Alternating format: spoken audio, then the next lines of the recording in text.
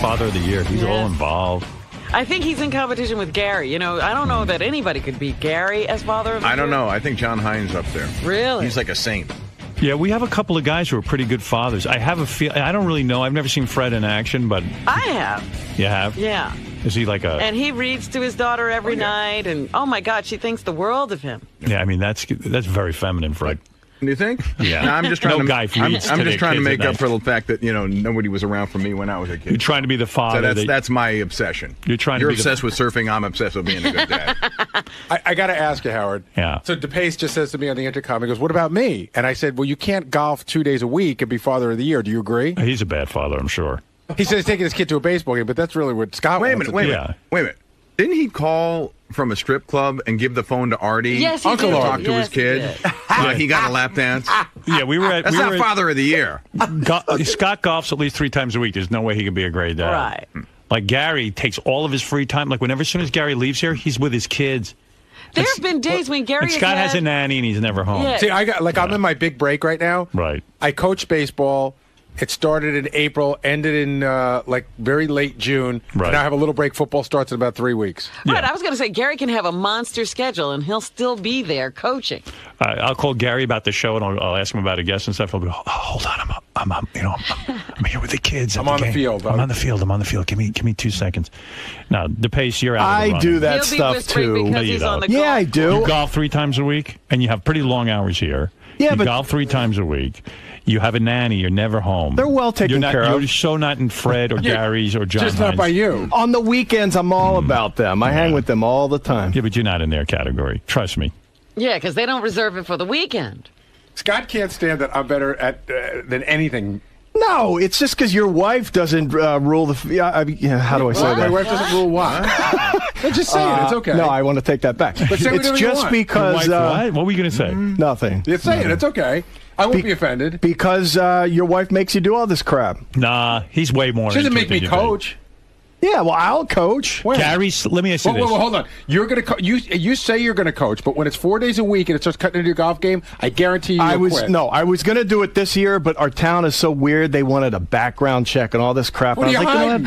I'm not doing all that. You don't have to- You got to take a class. You got to go to Rutgers and take a class how to coach. I'm like, I'm not doing all that. I just want to go out there with the but kids. that's the point. That Gary is would the do it. point. You're not I've in his taken the league. class and I've Hold it. I'll submitted to the background Match check. By the this way. story. You ready? Yeah. Gary slept on the Intrepid, a battleship with his son No. Jackson. It wasn't the Intrepid. The Intrepid would have been amazing. Right. The ship that I slept on was docked in Fall River, Massachusetts, home of Hank the Drunk. Some of the fathers left the boat to go to a bar, and they came back and they said, it's way better on the boat than out there. But shouldn't you tell your kid no? Shouldn't you just say no? You can't. But why would I teach him independence a little bit? At 3? Oh, my God. Say, oh, he's 3? No, but at the time they were like 5 years old. I wanted to give them good things. You slept on a ship when they were 5 years old? Yeah. That's You couldn't- irresponsible. You can't even Why? match. Wait, why is that irresponsible? A 5-year-old about- shouldn't be on a ship. Why? Sleeping Oh, you're over? silly. Why? Stay in your Why not? house. Oh, wait, why I don't should know. they? That just seems odd. How? Like, what do you think was irresponsible about it? Like, what could have gone wrong? A lot on a boat, on a ship. What do you mean? what? What could go It's wrong? He could docked. fall over. He could. Dude, the boat is. I'm sure the boat is Scott, very you're safe. not- It's built for no kids offense, to visit. You sound ridiculous. And that's why you have a parent there, so your kid is watched. You're no way in his league. It's a I museum. wouldn't do it either because I'm just selfish that way, and I don't care about being on a boat, and it's about me. He sacrifices himself for his kid. He's Yes. way better than The you. other thing, he's though- way better than me, dude. Hold on. The guy's The other- a better father than you. No, Get he's over not. it. There's no He's 10 way. times I'll better never. than No. Nobody's a better father Just than because him. you spend more time doesn't make you a better father. No, but he also is super involved, super interested. kids He are knows how to older. talk to his kids. Even when they were young, he bathed he was them. always there for them. You sit and bathe your kids? He took baths No with way. them. Yeah, I mean, You don't? No, not because it's gay. You've never it's, bathed your kids when your What wife... is it? A couple of times. But what is it then? If it's not gay, what is it? What's It's weird a about waste of time. for you? Right. Exactly. So you're not just leave because you're only going to look foolish. right. If you go up against a fathering contest with this guy, you're going to lose. But There's no guy I that know makes that him a puts in better there. father because he bathes his kid. Yeah. Because he's involved. He's involved And with the I'm kids. involved. Got clean kids. No, you're He not. have to- actually no. might know his kids and what they're thinking, and they might actually talk to him. I tell you what, you bring in- I talk to my kids. you bring in talking your- about Rush Limbaugh. You They bring don't want to talk I do. about I that. talk. I'm very fair though politically. I talk to them about that. Oh boy. Yeah, you feel like Fox. I would my wife, or else. my wife ain't friends with you anymore. I know. Oh, does she What? not? She doesn't Oh, she get couldn't you at even If all. the look. wedding Yeah. invites went out today, would I still be on the list? Yeah, because Probably. I dig you. Oh. I mean, I don't like that you hit your You'd dog, have been but on his side. but I still like you. I tried to talk to the trainer yesterday. We played phone tag, but his message was something like, "Yeah, I'll help you out." yeah, but And the trainer told me he's already spoken to you a couple of times and you've turned him down. no, That's that's what he not told true. Beth. I kept hearing there was this trainer. He was a mystery trainer. I never spoke to him And once. that's not what he says. No, the news kept saying we've got a trainer. I'm like, where's his number? It never came up. All right. I wasn't going to search him for it. Scott said in a wrap-up show yesterday that he doesn't think the trainer's going to work because it's going to be long and tedious, and we're going to get homework, and we're not going to do it. Yeah, in I one mean, yeah, bar. you are He's gonna not get a good homework. dog owner either. He's horrible at. He's a horrible dog owner. He's a my horrible God. parent. You're crazy. I'll tell you what I'll do, man. Let's play newlywed game with kids. I agree. All right, you have your sons come in, and I'll ask you younger. questions. I don't. What's the difference? I'll ask you They questions know about you, your don't kids, they? and we'll see if you know the answers. And I guarantee you, Gary will know his kids. I can tell you better right than now. I can tell you one that I could beat you on right now. Lucas just graduated the 5th grade. I guarantee you, I can tell you every teacher he had for every grade by name. And you know you can't do that. Do it. Mrs. Scritteroli or something Or like something. that. That's your answer? Go ahead. What are You're Lucas's sticking with teachers? He had first he had Miss Benzenberger for 1st grade. Then he had Miss Harris for 2nd grade. Mrs. Harris for 2nd grade. Look at this. He had for. Why do you want to know that? He Oh, was my there. God. He You should was know. in He love knows with the these teacher. people. My teachers Scott, I'm like you. recognize me. I can't name one of my kids' teachers. We're not great at this. He's No, a great that's not father. true. He's a great father. My kid's in 1st grade. I don't need to know his teacher Dude, there. yeah, you do. You should have met with the teacher already a I couple of met times. with one of them. It was boring. Mrs. Look, Kistler you was see- his kindergarten teacher. It's not boring. It's like important. Like, if you're a good dad, you got to meet with the kids. It's and very important for Right. a teacher to know that a parent is involved. They get better. I'll t- The students Believe me, get I'm better involved. I help with instruction. his go to- homework do you all go the to time. Daddy Sunday? I help with his homework all do you the go to time. Daddy Sunday? The hell is that? See, that's what I'm saying. You're not a father. What's Daddy Sunday? Even I did Daddy Okay, Sunday. wait. Scott gets home earlier than me, right? Yeah. How many times in the year do you pick your kids up from school? And that's how the teachers know you. That's how I know the teachers. There's You a go- bus to take him home. I know, but sometimes it's very exciting when your kid sees dad standing They at the love door. It's so exciting. How many times have you gone to lunch at your kid's school? Go ahead. No, Answer. I'm not going to See? do that. They love it when you show up for lunch. It's exciting. And They're he so could do proud. that. The kid's so proud. You sit at the I table can with the answer kids. that How question. many- It's a half an Gary, hour. you show up to lunch Yeah. at the kid's school? All the parents do. They do? Yeah, they encourage the Oh, parents my to God. come. I would have clobbered my old man if he showed up. Loves it. I treat the kids to cookies. He's so psyched that his Really? dad's there.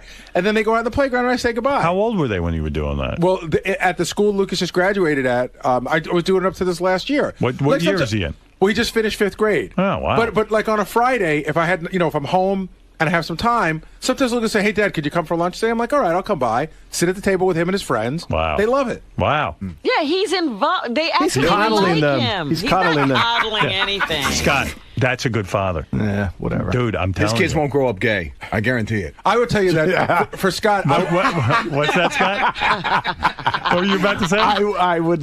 You guarantee what? Guarantee that they are going I to be would. gay. If parenting had anything to do with being gay, Dude. I don't think it does. But that would be. I think it's More going you that think I'm making direction. my kids gay by going to show them to That's lunch? not what I just said. That's not what I But just just- said. Gary's thinking such a it. great dad. His kids call him mom. They don't even. Exactly. They got two moms. He breastfed them. Listen, I take my kids to the golf course. We go out to dinner a lot. do So you what do you things that you do. like to do, not what they want to do. Well, maybe they're going to like When was it the last too. time you did something I they watched wanted the to do? Phillies with my son. No, but That's Frank, stuff you like. Frank is a great example. Tell me something you've done in the last year that you absolutely hated, but you did because they wanted to do it. The pool. I hate going to the pool. I'll do that every once in a while.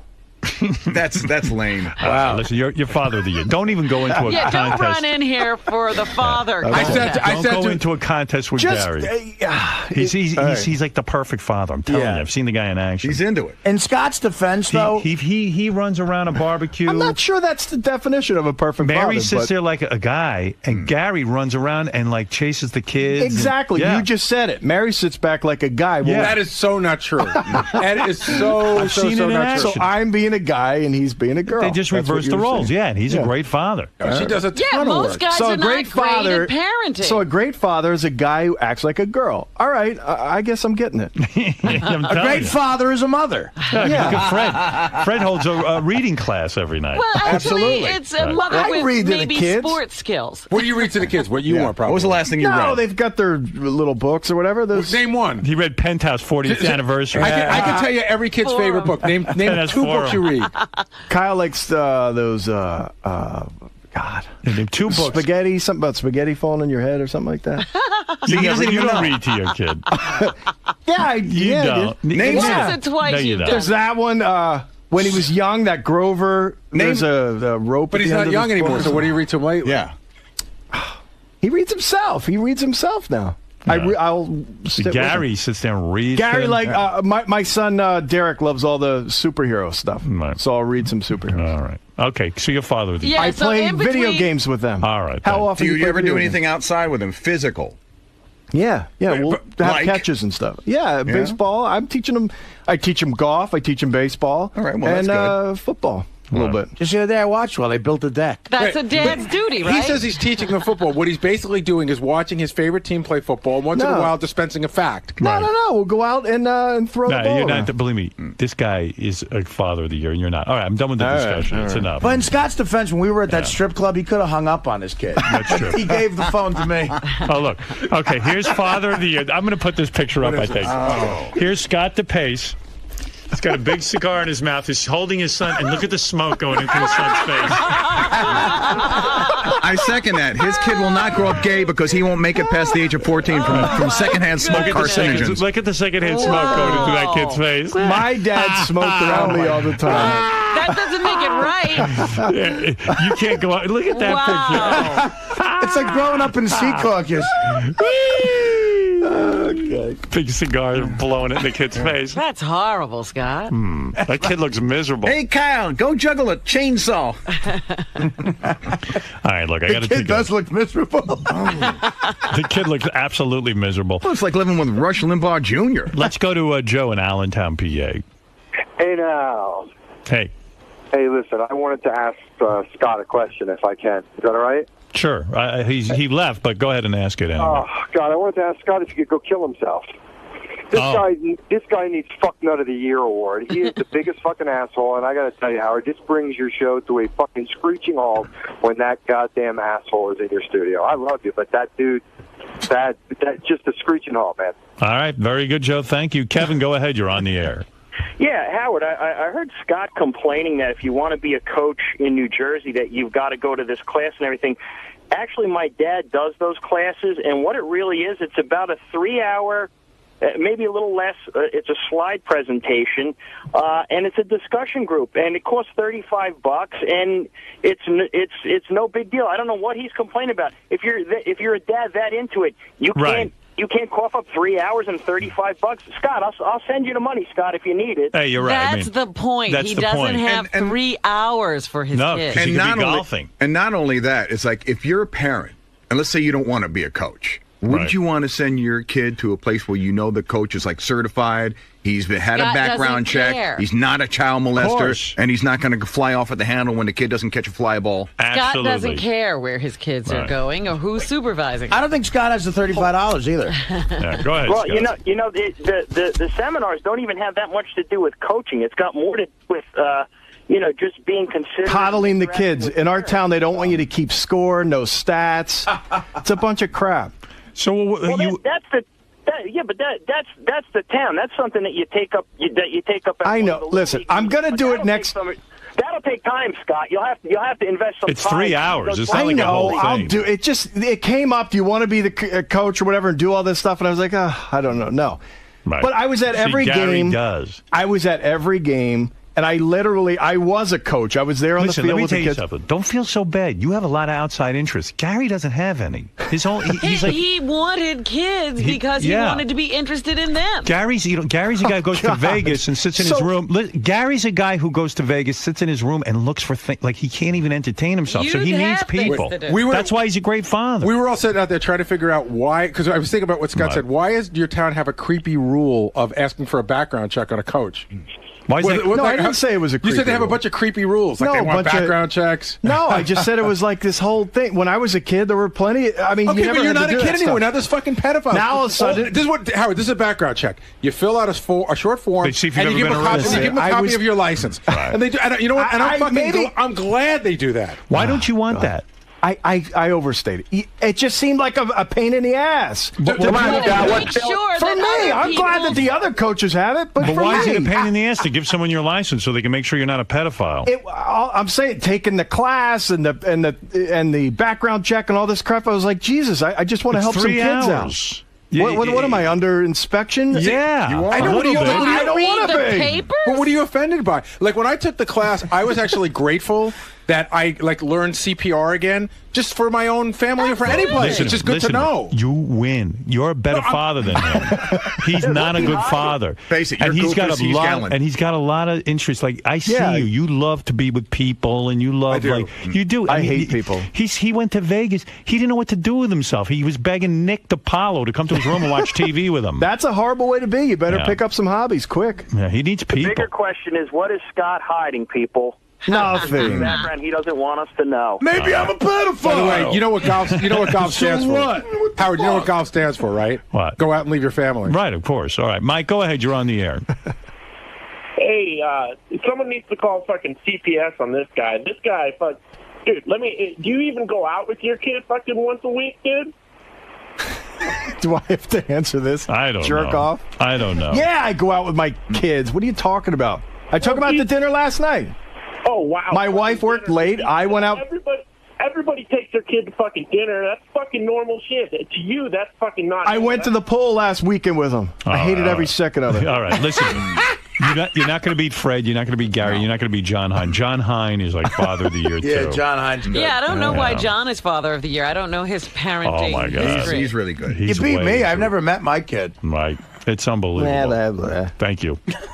All right, Scott DePace, our director, TV show director. Excellent. Good job. What the fuck? He just Background check. He just took a beating from the audience. It's great. So do you think what Gary does as father is strange? No, I just think that, like Howard said, I have more things going on. And, Gary, it seems like he's willing to do anything and everything where the normal guy would probably say, no way. Right, Artie? Would you? Oh, it sounds like a good father as a mother. But at some point you got to teach. If you have sons, I think Scott's a good father for his son, because you got to teach a boy not to give a fuck about anything early, because that's what life is. Yeah, and independence. I mean, when is this going to end? This life, it's terrible. Well, I'm not sure that's what I'm teaching them, but tell your kids. Be honest with them. It's just waiting to die. no. But independence is very important, and you could say that's partly what I'm teaching them. Right? Now, you kind of made it sound like Gary has too much free time. That's why he's No, I able just to do all feel these like things. Gary's life is work, and then let me take the kid to the pool, and that's it. And that's not what I want in life. I want to have my fun. I want my kids to have a great time.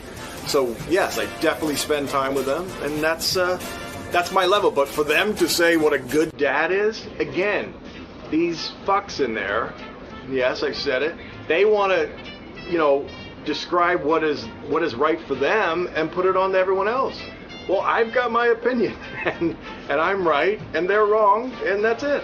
Gary, do you think Scott DePace is a bad father? No, I don't think he's a bad father, but I think he thinks he's the best father, which everybody does, and he's not. He's a very good father, but he doesn't go the extra mile. There's nothing wrong with it. He's like most fathers. Now, it kind of sounded like he might be like a little selfish, like he doesn't want to do things because with his sons, because he wants to do stuff for himself. Listen, every parent goes through that. I was just talking to Fred about it. When I asked that question, what have you done with your kid lately that you absolutely hated? Because you do stuff with your kids, but he's of the feeling like, I'm not going to do that because that sucks. But sometimes you do crap with your kids that you don't like because you do stuff for them. Scott's being like a dick too, because he just sent me a link to Stern Fan Network where they all talked about how I'm smothering my kid and I'm like gay, like the teacher in in Beavis and Butthead, and that I'm being oversensitive. That I'm Mr. Sensitive because I pay attention to my kids. Now, do you think he should be more like you?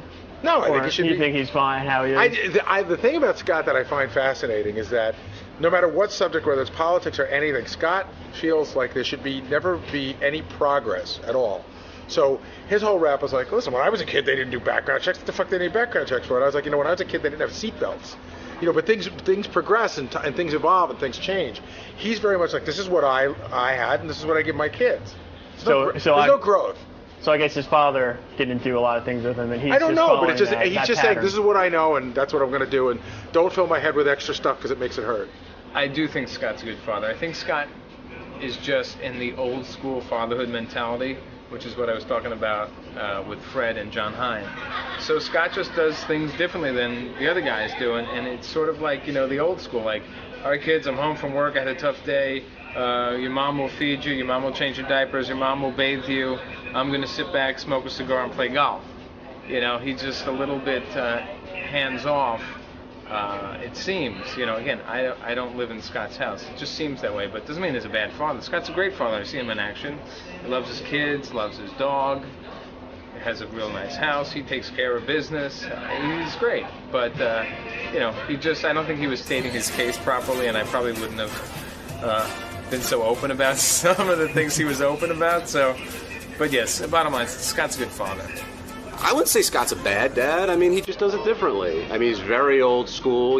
I go to work and, the kids do what they want. But I think he's a good dad. I think he cares about his kids a lot. I think he cares about, though, what he wants to do a lot. And sometimes you got to put your kids before yourself.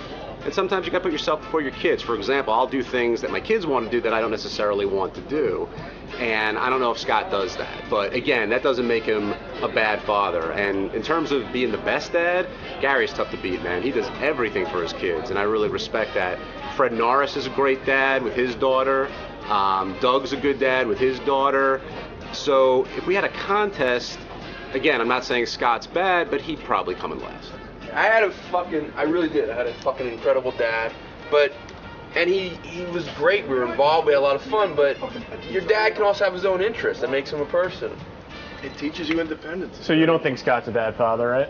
No, I think he's probably horrible. But I think my dad was. No. I actually think Scott. Listen, I haven't seen Scott around his kids, but based on the person I know he is, I would bet he's a pretty good father, and I bet he has a nice, loving, healthy relationship with his sons. Cats in the Cradle, my friend. Cats in the Cradle? If you listen to the lyrics, the kids want to play with Dad. They want to do something with Dad. Dad's always busy. Dad's got to do things. Dad's selfish. Dad's being a prick. And then in the end, Dad gets old and he's withered and he realizes, what was life all about? It was about my boys. And he calls up his boys. And what does his boy say? Can't be bothered, Dad. Got things to do.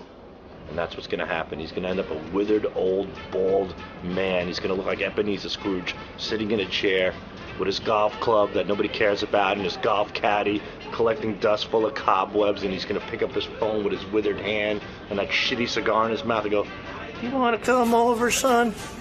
And you're just going to hear...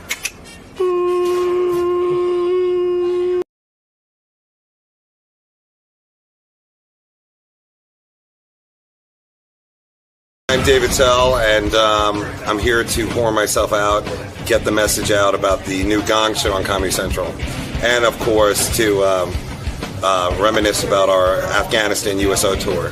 So, now how did the tour go for you?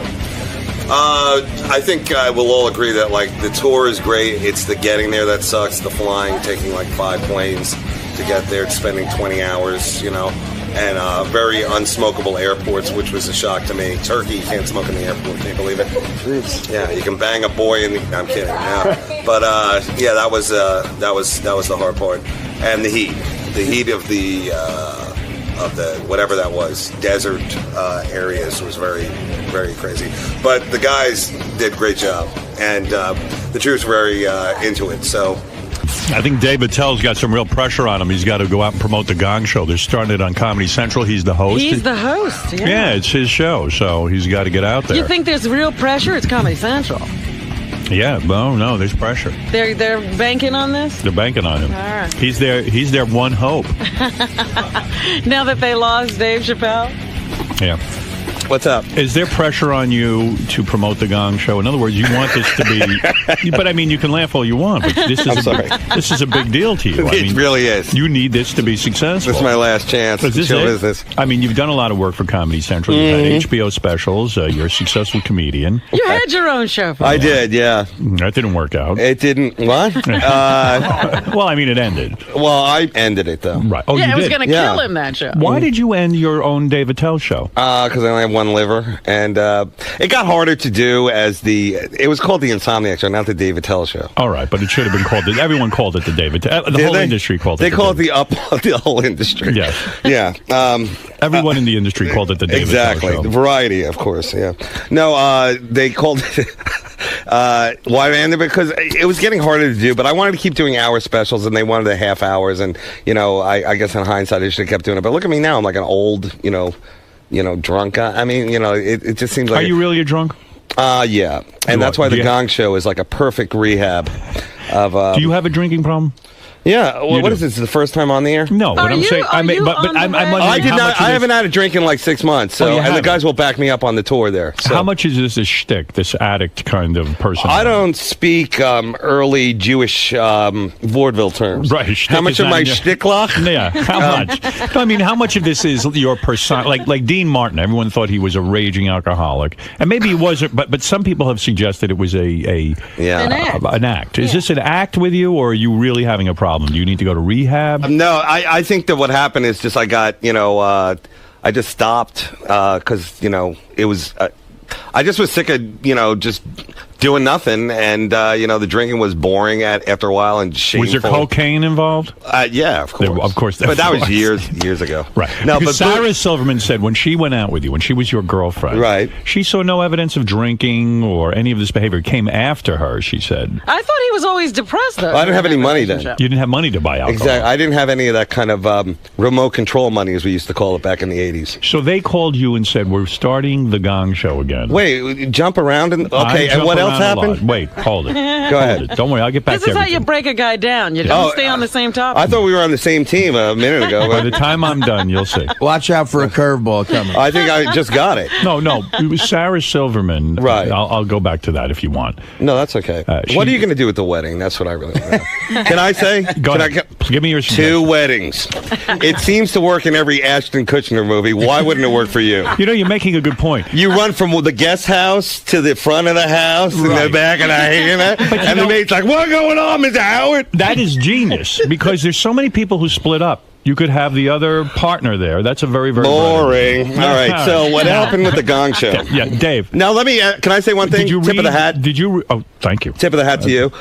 Howard takes it to the level that we can never get it to with these acts. Because you've brought on all these amazingly freakish people, cool people, brought out. They're fun, and I'm like, how do we do that? I don't think we got to that level, but you were the inspiration. Thank you. There you go. So, and that's not just sucking up. That's actually true. No, so. It's nice to hear someone say that. So, but the Gong Show. Were you a fan of the Gong Show? Yeah, I think the Gong Show was like the first time you actually saw freaks.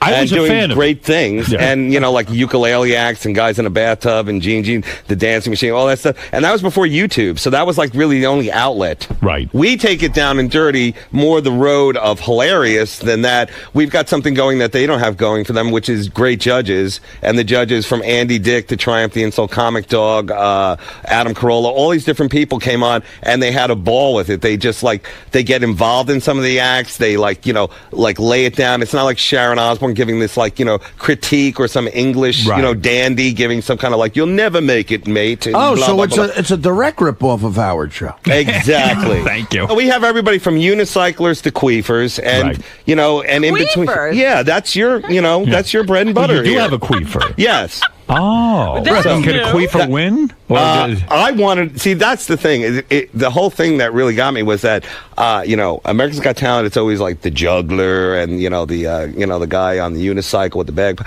and we had those people on, but I wanted the hardcore. Yeah, the vaudeville uncabaret people, like the girl shooting a dart with her vagina at her husband with balloon. I mean, I was like, I love this stuff, but it's only so far you can go. It's still cable television. No, they show it. Comedy Central is very cool about it. I give them a real dart out of her vagina. Yeah, well, you don't see the actual, vagina. The thing, but you see, it coming out. And I see. So if this is a kids program, the Gong Show, I remember, was on in the afternoon. Now, are you able to negotiate with Comedy Central a decent salary? I mean, they're pretty tight with the dollar, are they not? I'm betting that Dave got $20,000 an episode. Wow, I say that's high. It could be. It could be between 20 to 50, but it could be 30. I'll say around closer to 20 than 50. Well, the funny thing is, Artie, you also are a sitcom actor, so know if I was going to use my old quote from my part on Wings, from when I was on Just Shoot Me. No, but that's part of it too. But Comedy Central, money-wise, they bring the money if you bring the ratings. And the good and the bad of Comedy Central is that you can take it to the next level. Like the Gong Show would not work, and they've tried it a million different times. Yes. A lot of guys have tried it. Yes. And it is kind of like the Titanic of going down with the ship. And I could ramble off many hosts who've tried to do it. And we immediately went in and said, we're not going to try and do what Chuck Barris did. Okay, I'm not wearing a suit. I'm not wearing a Indian war bonnet with a kilt. But Chuck Barris had fun with it. Yeah, he was great. He was almost looked drunk. I always thought he was high. How long did you date Sarah Silverman? I don't know. Are you asking me to go to the wedding? Yes. How long did could you I go? date? What, to my wedding? Yeah. Do you feel not with that face. To my wedding? Do you want to go to my wedding? Oh, I guess my Gong Show money. I can't afford. I mean, we're not Adele figurine. What if I bring a beautiful Kyrgyzstanian girl that I met in Kyrgyzstan? Listen, I love you, and I think you're great, and I'd like to become friendly with you. But you're not coming to the wedding. But we never hang out together. I mean, would you really want to be there? 3 words: bong hits and Scrabble. Let's make it happen. Let me put it to you this way, Dave.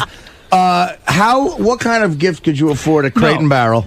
Look, talk to me about Sarah Silverman and Jimmy Kimmel announced they have broken up. And that's why I bring this up. Do you think it's because of the Gong Show? No. Is that like a thing in their relationship? If the Gong Show ever comes back. I want to ask you something. Go ahead. Why did you and Sarah break up? And maybe that'll give me insight into why Jimmy and Sarah broke up. I don't, why? Yeah, did she break up with you? Or of course. She did? Yes. You were in love with her? Absolutely. Seriously? Well, what do you want me to say? No, I don't know if you're being sarcastic. But it was puppy love, you know what I'm saying? All right, it was it's not like the adult ago. love that you power couples share, you know? Right. The love of a jet getaway weekend to where do you guys go again? But isn't all love puppified in a sense? Where do you guys head off to, whether it's the Hamptons or Darfur to just help out? Hold it. To hold an AIDS baby. Try to be serious with me about this. Because I'm trying to get insight. His defense mechanism is up, Dave. Come on. How long did you date Sarah Silverman? How many months, years? I don't know. Well, I would like to think it was a couple of years. Couple of years. Yeah. And what would she say? I don't know. She brings it. Okay, I'm just asking. I'm trying to get insight because I like Jimmy and Sarah very much. I think they're going to get back together. You do? Yes. Why? Well, sweeps weeks are coming up, and October's rolling around, and nothing gets. You think it'll be a big deal if they get back together? You think this is a publicity stunt? Yes, he does. No, I really do. No, but in all seriousness. You were going out with her. You loved her.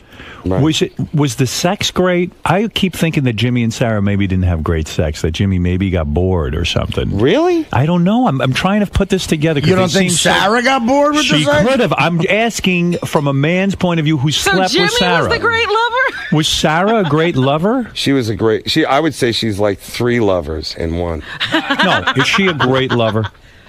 Isn't that a term that you really only use for like an older man? Come on, stop. She's a great lover.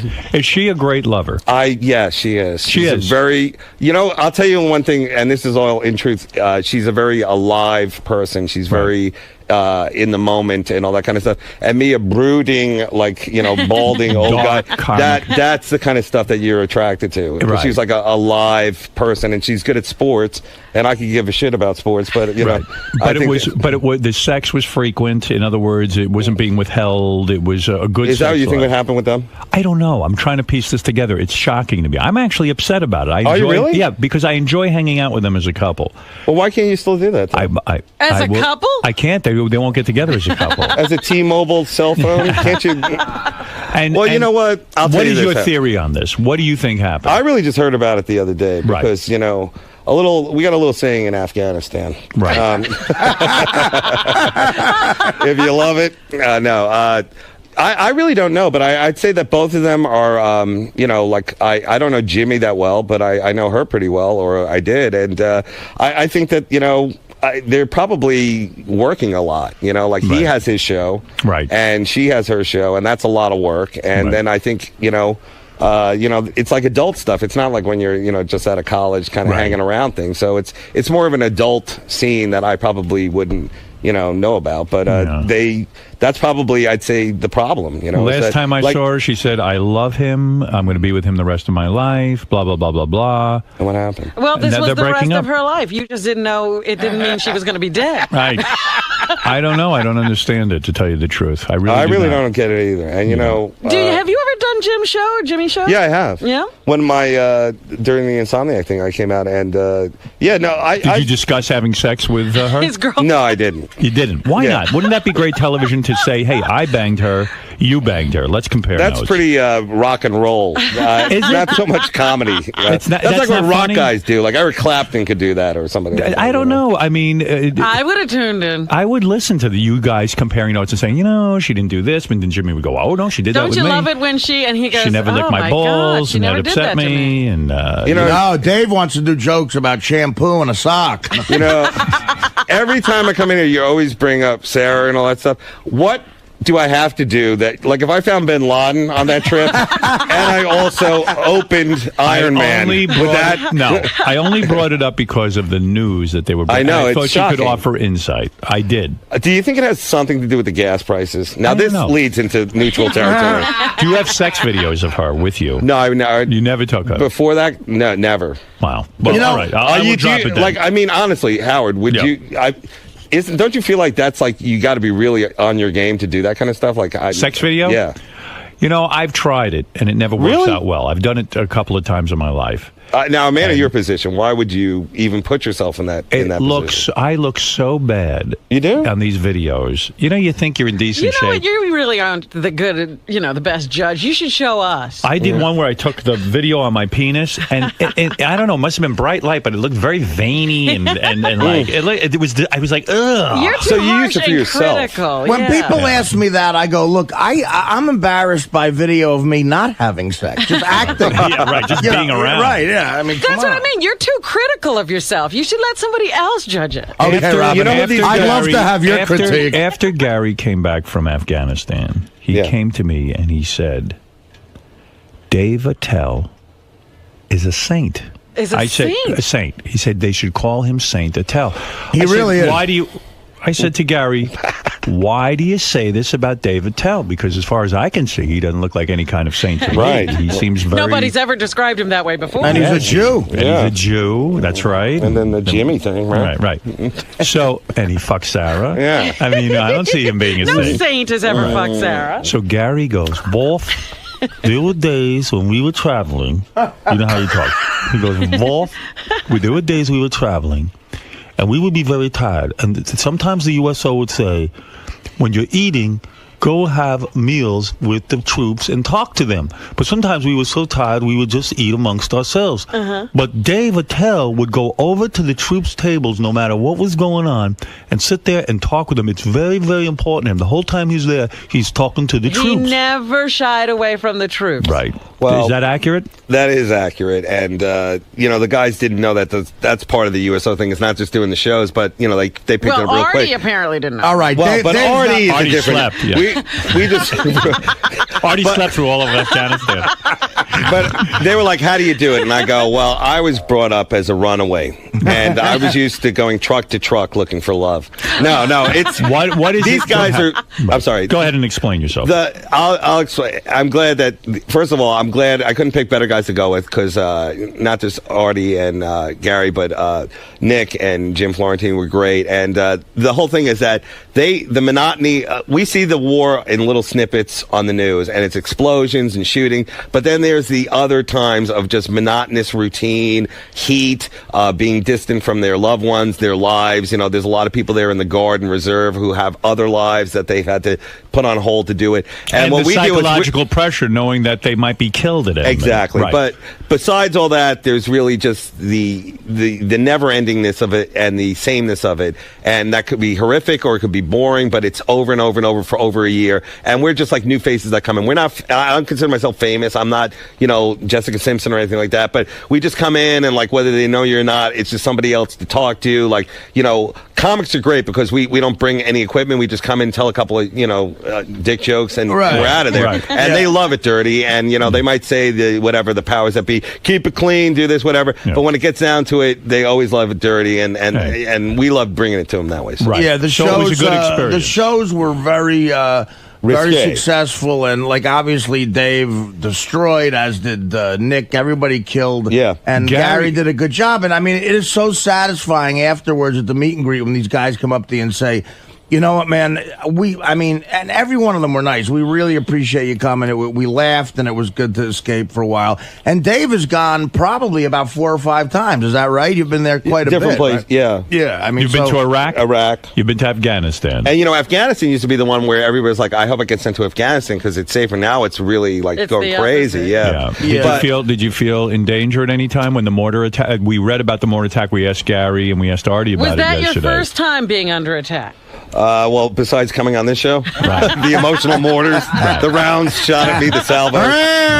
Coming in. No, it happened in Iraq too, but it wasn't like where we had to get in the bunkers. It was just kind of like, oh, by the way, we were attacked. But the best part, there's 2 stories I'd like to say about the whole tour. One of them was I was roommates with Artie for a while and Nick DiPaolo. And it was fun. That's a fun room.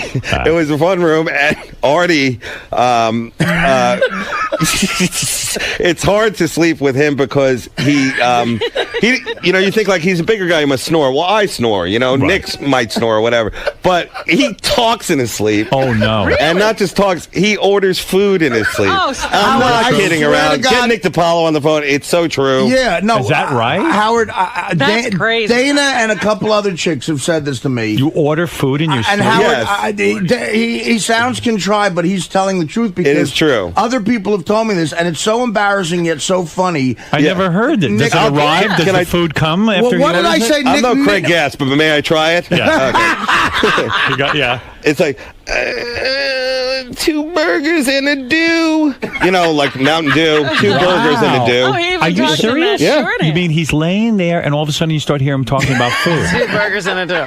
Burgers. But what not else just does he laying mention? there. What else does he? Kind of shaky, kind of like. I do. I get the shake. What else? What else does he order? I'm curious. Pizza. Well, Nick DiPaolo said the 2 burgers and a dew thing, and that was why I knew they weren't bullshitting. Just 2 separate times they said the same exact thing that I ordered. Wow. Yeah, and I'm like, I don't even drink Mountain Dew.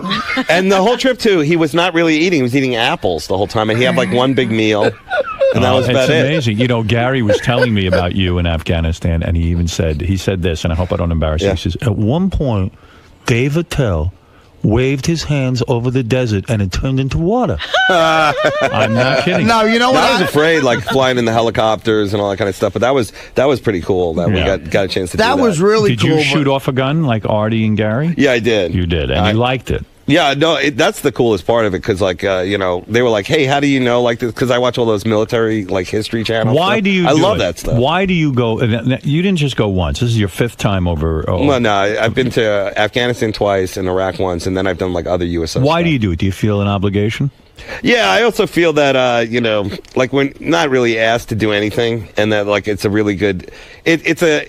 I guess we're lucky that we get to do it because we're in like show business. Right. But I just feel like don't get a chance to do anything. And like I've traveled a lot, but that part of the world is like a whole different animal. And, it really is. Like you would never. Well, I told this to I think Nick. Whatever. When we were in the Kyrgyzstan airport, by the way, do not honeymoon around there because that's there was a guy getting on the plane. with a bow and arrow. I'm not kidding around, Howard. I'm not kidding. A Mongolian hordeman, whatever, was getting on with a bow, and he was at the counter like, when can I get that flight? And I'm like, that guy's got a real bow and arrow on him, you know? And you're only afraid of the bow and arrow from a distance, but up close, it's kind of like retarded, you know? Yeah. I mean, no, it's a bit I'm working at. So you are a man who feels compelled to help his country any way you can, and you do it. Yeah, and you do it with joy. Can I say one thing? Yes. Okay.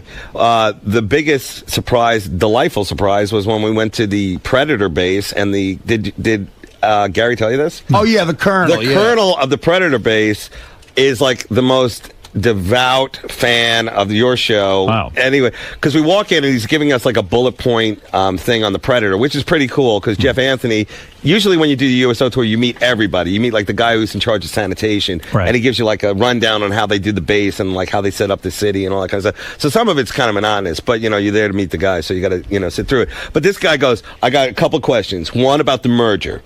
And like he's like a colonel. He's up on it. Yeah. And the next one, Jim, are you still going out with Robin? Yeah. And then like, where's Artie? Is he coming out? You know, well, he wants you to be up fanatical. Right. Dave has been there so much, Howard. He knows enough, and he reads a lot about it, I guess. Yeah. Where he's talking to the Army guys in Army terms, like a guy will have a rifle, and we won't even know what the fuck it is, and Dave will be going, "What are you using that? Do you use S50s, or you got a 485 Glock on that?" I didn't say I mean, no, you knew numbers. You're a gun freak. You're not a gun freak. Nick in Lake Tahoe, you're on the air. Go ahead. Good morning, Howard. Thank you very much.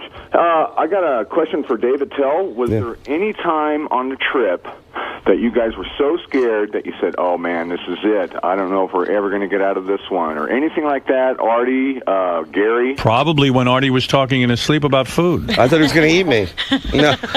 I think it's scary. I think the real scary part, because they can take really good care of you. The scariest part is the flying. You know, like you fly in a lot of different aircraft, old military aircraft, like from the the 60s. Howard, no windows, and it's claustrophobic. Yes, and you're a target too. And well, you can't fly over Iran or Pakistan, so it's really. Remember how you used to always bitch, and you were so right about how France wouldn't let us fly. Right. So these fucking planes have to go around and use more fuel. It takes longer, and these soldiers are packed in these planes with all this equipment, and because you can't fly over fucking Iran or France or whenever we couldn't do that, it takes longer, and they're tired. And you don't realize how important windows are on a plane to make you feel more secure. Right. You're just up and you don't know what's going on. But during the mortar fire, I got to a point where I really was a little first of all claustrophobic in the bunker. Second of all, a little bit, because there was a lot of us packed in. And when we're walking, and that kid said to me, "Look, the way I look at it, if you get hit, you get vaporized." And it's like, it's going to be weird just. That got to me a little bit. Yeah. But they make you feel... It's got to hurt to be vaporized. But they make... What is vaporized, Artie? Can you explain that a little bit? When, in other words, you get hit with a weapon that's so powerful that it just can turn you into dust immediately. You don't even feel about it. Yeah, there's nothing left of you. Right. Gary said at one point, Dave Littell jumped on the mortar. I would have done that if it was good for the show. Well, did you ever at any time assess who would be a problem if it got heavy?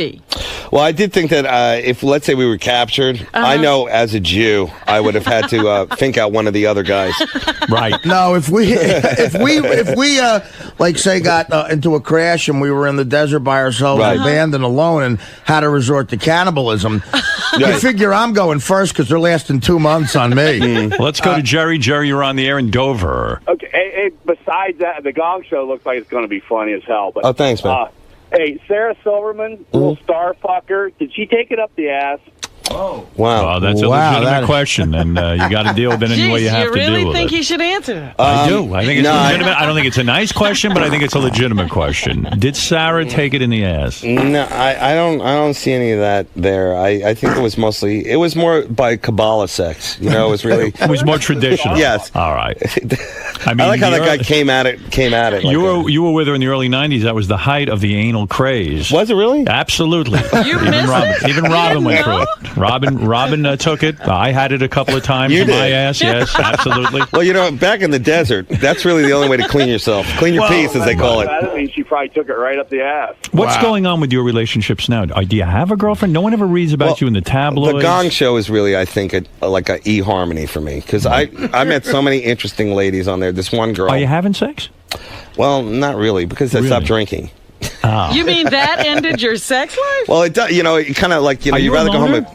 Yeah, I'm actually one of the few guys who's cool being alone. And that was kind of the weird thing, like sharing a room with these guys. Yeah. Because I think he'll say it too. Like, Artie, you're on the road all the time, but you get like your own. At the end, you go into your own room and you can do whatever you want. Absolutely. You know? And now it's kind of like this, like guy club. You know, and like you're afraid to like undress in front of everyone. Yeah. Although you're walking around wearing just a towel. You know, a towel, and that's always fun. But we had, because again and again, like Dave said, we couldn't pick a better bunch of guys. There were a couple of nights where, we couldn't sleep, and it was just me, Nick, and Dave, and just laughing all night because we just love each other's company on top of being performers. And I mean, Dave, is being humble a little bit. A ton of guys recognize him from Insomniac. They love seeing him. Right. And he goes up and like literally at the mess hall, he'll go out of his way to just talk to guys. And like I told you yesterday, there was one group of guys who said to me and Gary, look, they were just out of Fort Hood, Texas, going away for 15 months. They asked, could you hang out with us? And Dave was very aware of that. And he always did it, never said no to anything. So, I mean, Dave. It was a great tour. That's not true. But, I mean, thank you, Artie. But a lot of it has to do with, like, that's our fan base, too. These guys are the guys who come see our shows when they're, and it's like, that's the cool connection, because it's not just like they know your stuff, or like a lot of them have said you don't care. You never think about your own life. You never think about the fact that you might get killed over there. Well, I'm kind of hoping. You're hoping you die. Since I have a miserable life. But now tell me, you don't have a girlfriend. I don't. And so I can't go to the wedding then. You don't have anybody who... No, I have a friend. You got a friend. Yeah, something's going on. Well, Why are you keeping it such a secret? No, she's not my girlfrend, though. Why are you hiding her? Bring her in here now. Why did you say it's a her? You know what I'm going to... I'm going to have... Who you're voting for, now that you've been overseas and you've seen the action firsthand, who will be the best man to handle the situation in Iraq and Afghanistan? Wow. Is it Obama? Or is it McCain? Well, sometimes I think it's really, I think, the 1-2 punch. You got to get like the right vice president, and sometimes I think like, late at night, especially after a drinking binge, the best guy for the job would be Obama and the Burger King. The actual Burger King. Stop it. No. Tell me who you're for. Who am I for? Yeah. Who is the best commander-in-chief? You've been with the troops. Yeah. Mayor McChee. You've spoken with the troops. Yes, I've spoken to them and heard their views. You think the Burger King would be a good vice president? Well, the Burger King burnt down. Talk about... Oh, that's right. Oh, you didn't tell that story? Well, I was trying to, but we were all over the place. But we only had 3 hours. The Afghanistan... The Afghanistan Burger King. The Kandahar, the base we were at in Kandahar, the place that stunk like shit. Yeah, the Kandahar BK. Yeah, it had a Burger King. Yeah. And of course, I hear that, my eyes light up. Yeah. And then they go, but it burnt down last week. Yeah. A mortar hit the fucking Burger King. So I was looking to have a Whopper with cheese with shit on it. I've actually gone to a fast food restaurant, whether it was Burger King or McDonald's in Aruba many years ago. Right. And it was so bad. Really getting into the local culture. Oh, my God. I was so fat back then that I decided I needed to eat Burger King. And I go in Aruba, and I go into the local town. It took over an hour to get a burger. There's no such thing as fast food. Can you imagine in Afghanistan what that would have been like? I mean, you would have been sick. I'm sure for months. And the guy behind the counter. Yeah. What would you like? You know what else they have? Like a Starbucks ripoff type place that they build. What, the Tim Hortons? Well, not the Tim Hortons. Like I love that place. Talk about real heroes. It's those 4 Canadian girls working at the Tim Hortons. Yeah, there's a Tim Hortons in Afghanistan, and there's like a coffee bean type place. Yeah. Green bean, whatever. You think they set that up for the troops? You mean? Yeah, I mean it's a whole city. So the funny thing is, you see a lot of these big good old boys from the South walking around with an M16 and a caramel macchiato. Yeah. Frappuccino. Isn't it amazing, like, the lengths people will go to make a living? I mean, that's pretty something.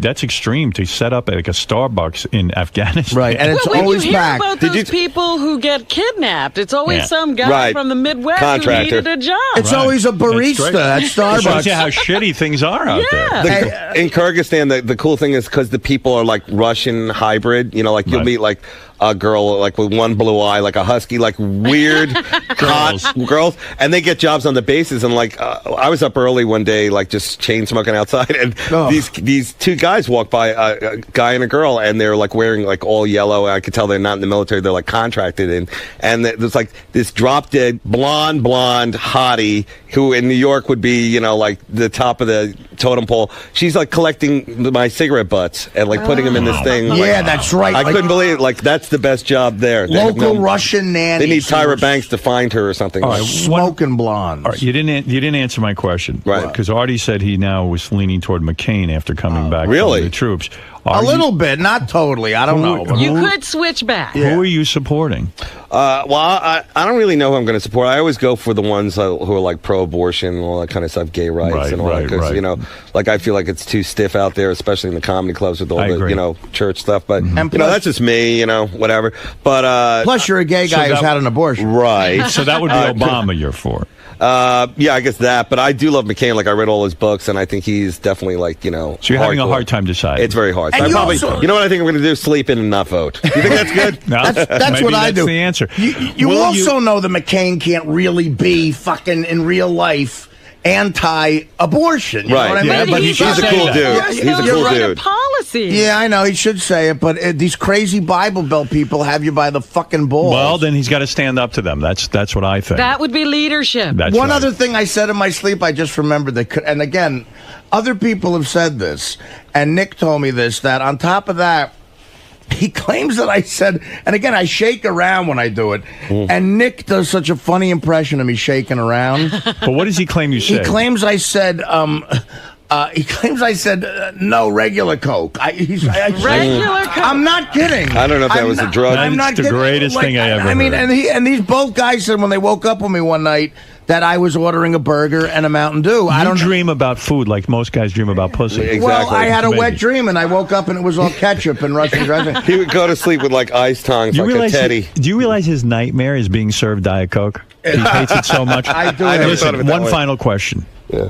Will you call Sarah Silverman and try to date her again now that she's broken up with you? Howard, I'm not even. I said it before. I'm not in her league. I mean, come on. I mean, think you're really hot. You do? I do. I've been trying to dress a little bit more adult. You I'm look glad good. you picked up on it. You know what, Because Howard? if you're going to host the Very, God show, you got to show people that you're in charge. Very relaxed with a suit jacket, like Yeah. George Carlin. Like with an a Armand beard. Desante. Right. You know It was what, my Howard? pace car. Enough nonsense. Dave is being again. If any interviewer could get it out of him, it's you. But Dave has that comedian thing where he tells all these jokes, but I don't know this for sure, and I've known him for a long time. But in the early '90s, he was like the king of New York, like the best comedian That's there nice, was. sorry. And when he was playing at a club, other comedians would be late for spots at other places. All right, so because what happened? You'd stop and watch him. Well, what I'm saying is, Am I dying? on top of Sarah, Right. I guarantee he got so much pussy back then because he just was like the shit, And So you downplaying the amount of pussy I mean, you get? I don't know. Would you guys one at a time? Even the Taliban, they give him a blanket and a Quran. You're when a they- famous guy now, Dave. Come No, on. this is all I'm going to say, okay? First of all, she's really funny. He's really, Jimmy's really funny, and I'm sure something's going to happen and, whatever. Right. But in terms of already saying that, that's really cool because when I was on the tour with him and Nick, who, like, I don't know if you guys know, but in the early 90s, Nick DiPaolo was the guy. Right. He really was, like, we would look at him and like, wow, this Right. guy, like, he'd show up, Amazing. good-looking guy, really on top of his game. And, I still look at him in awe when I think about, like, his writing skills and all that kind of stuff. So there's a lot of really good comics on the tour. And then Artie had to do, like, a half an hour, so that's Right. pretty rough. And we divvied up the dick jokes and the masturbation stuff. Right. The good thing is that every guy, Florentine, Dave, and Nick are all headliners, so they were nice enough to Like, by the time I get up, you got to leave the headliners some subjects to go for. Like, right. So they were gracious and left you. Yeah, they knew exactly how to set you up. That was a great You guys are all great, I have to say. I know, it's a real, like, love fest. I've never met a bunch of greater guys. Well, I mean, let me tell you what really happened on Other there, than Sarah Silverman, have you ever fucked anyone else famous? Yeah, you asked him a question and he deflected. Well, that's what I mean. This is what he does. No, what happens. All right, listen. We'll never get it out of See the Gong Show. I'm excited it's coming back. I like the idea of you as host. I think it'll be successful. I hope so. But honestly, a tip of the hat to you. And thank you. But we Howard, really did look at one your more show. thing, because you'll like this. This is a plug. While I was over there, there's an organization called the Coalition for Major Injuries. These are all guys who come back from the war. Oh, is this where Dave cut off his own leg and gave it to a soldier? Gave it to a guy? I heard about that. He's a saint. These are all guys who are like amputees, bad head injuries, and they're all at a hospital in Florida. And there's an organization that runs, support for these guys. It's a big charity because there's not enough money for these guys, which is awful.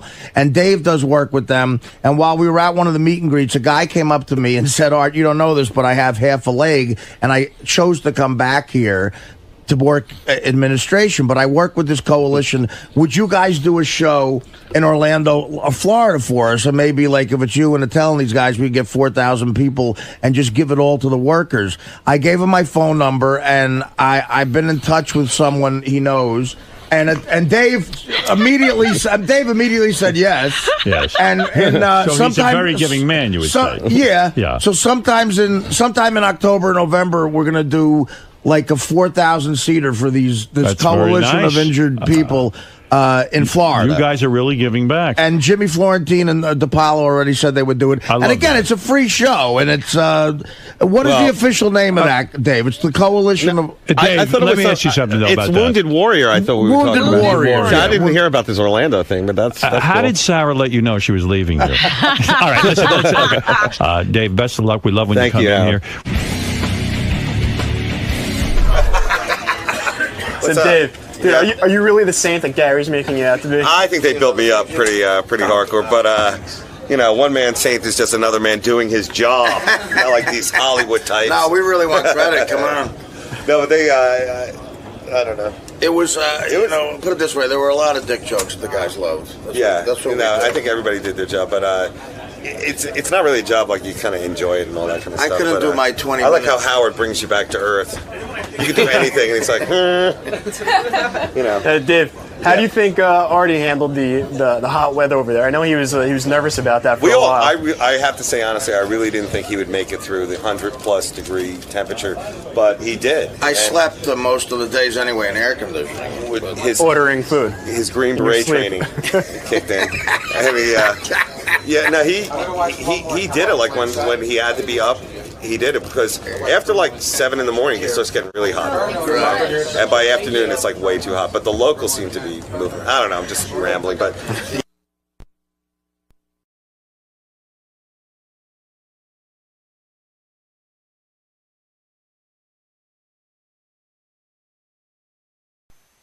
It's John High and Gary Dell'Abate.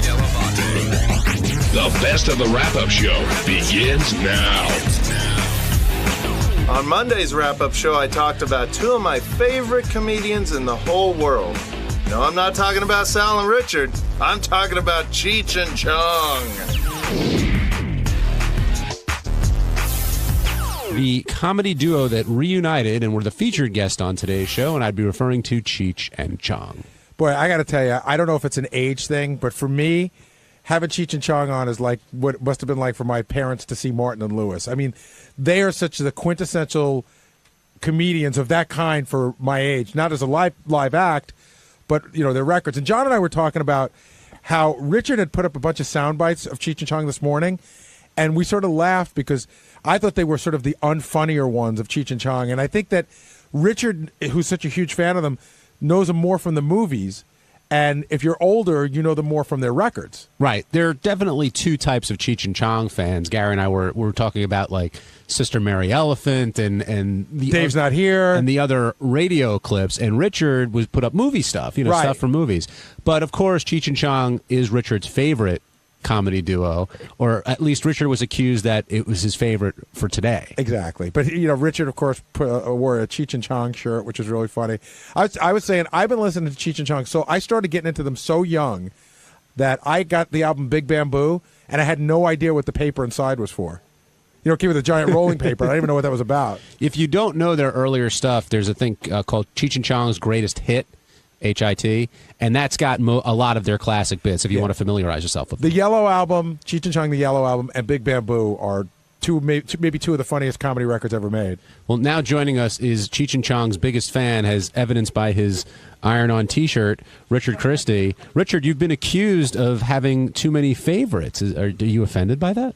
No. I mean, I like a lot of stuff. I'm sorry. I like a lot of things. And but you have to your favorite really has to be narrowed down to like 11. Okay, well, I mean, for me, the only other two guys, like comedy duo that could have came in that I really flipped out on would have been the McKenzie brothers. But I don't think they're going to get back together. Richard hovers around my office when there's a guest that he really likes because he wants to go in, and I'd like to let him go in. But, he's got to have something to say. So he went in to ask them if they were going to make another movie. That was a good question. Then he's hovering around my office, and he goes, should I go in and ask them if they feel ripped off by the McKenzie brothers? I was like, nobody cares, Richard. About the McKenzie brothers. John cares. People in Canada don't give a shit. I love the McKenzie brothers. Oh, they're awesome. By the way, I do love the Cheech and Chong albums, too. I have all the albums. I have Big Bamboo with the rolling paper still in it, the huge rolling paper. Do you think everything's cool between those two? There seems to be some kind of tension there. I think that they sort of have it together more now. It's hard to tell. I mean, I don't know them, but they're not acting any different than when they were on our TV show in 1992. I mean, they're sort of like, they've been around, they've seen a lot. What are you going to tell them? But they seem to get along. I mean, here's the interesting thing. They came in, the two of them, and Cheech's girlfriend, is that? Fiance. And nobody else, no PR people. So they clearly, hang together. There was nobody, a PR person or anything. Did the fiance just stroll in? That was, that's a weird thing. When you watch it on Howard TV, we got to talk about this a lot. People feel very comfortable with the show. In other words, if you were on the Letterman show, you would go out on the Letterman show and you wouldn't bring, your grandmother, your fiance, an aunt, a good friend. But people bring people into the studio. So she caught me off guard. They just walked her into the studio. And it's uncomfortable to say, I've done it to people before where you put the hand up and say you have to wait here, because then while somebody's coming in and Howard's introducing them, there's that uncomfortable thing like, you're leaving them at the wall, at the Berlin Wall. You can come across, but you can't. Lucky for you, though, she had a great accent, so she ended up being good on the radio. The only reason I didn't mind her coming in because I knew we were going to get to her sooner or later anyway. And Benji, did you sense any tension there? Between Cheech and Chong? Yeah. To me, it seemed hyped. I didn't feel, but Gary says he feels it like...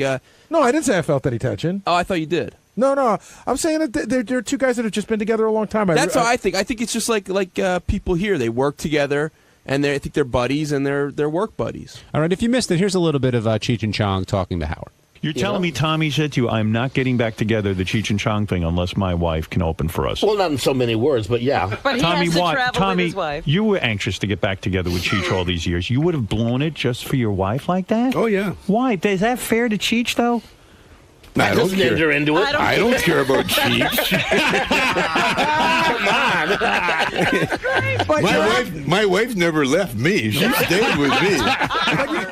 There's definitely some bitterness there. Does his wife do stand-up or sing? What does she do? I don't know. Show? I wasn't sure. Oh, no, I think Cheech said that she has some chops, but I wasn't sure if it was singing or and she's comedy. in some of their movies. She's really funny. She's in Corsican Brothers. She's in a movie Chong did called Far Out Man, after they Cheech and Chong broke up. But she's funny in the movies, so I'm sure she's probably funny on stage. But you'll agree that's a bizarre rider to have the wife do 20 or 30 minutes before any performance. It's a totally bizarre writer to have unless your name's Jackie Martling. But if you're a fan, if you're a big fan of Cheech and Chong, I think you might get a kick out of that for a few minutes.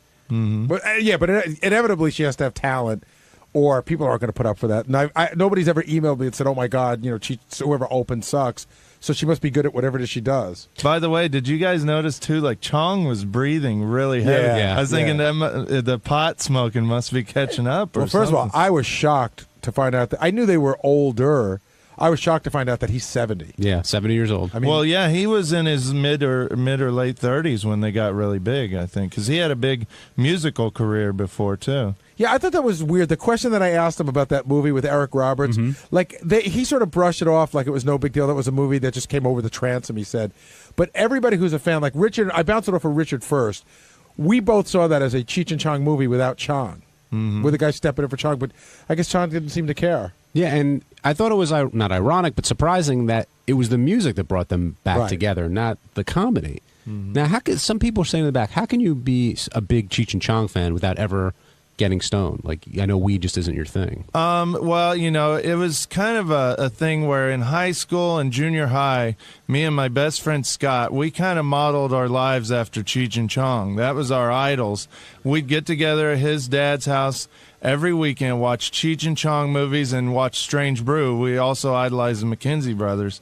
And we always said, when we graduate high school, we're going to move to East L.A., we're going to get a house, just like in Cheech and Chong's next movie, and just live the lives of Cheech and Chong. We just admired them so much, and it wasn't even about pot. It was just they had so much fun, and they were such cool guys. But you admired them so much, and you're moving and all this other stuff. You're telling me you never tried to get high based on everything that they've done? I did. In high school, I dabbled in grass a little bit, and just... What is this, Dragnet? I dabbled in grass?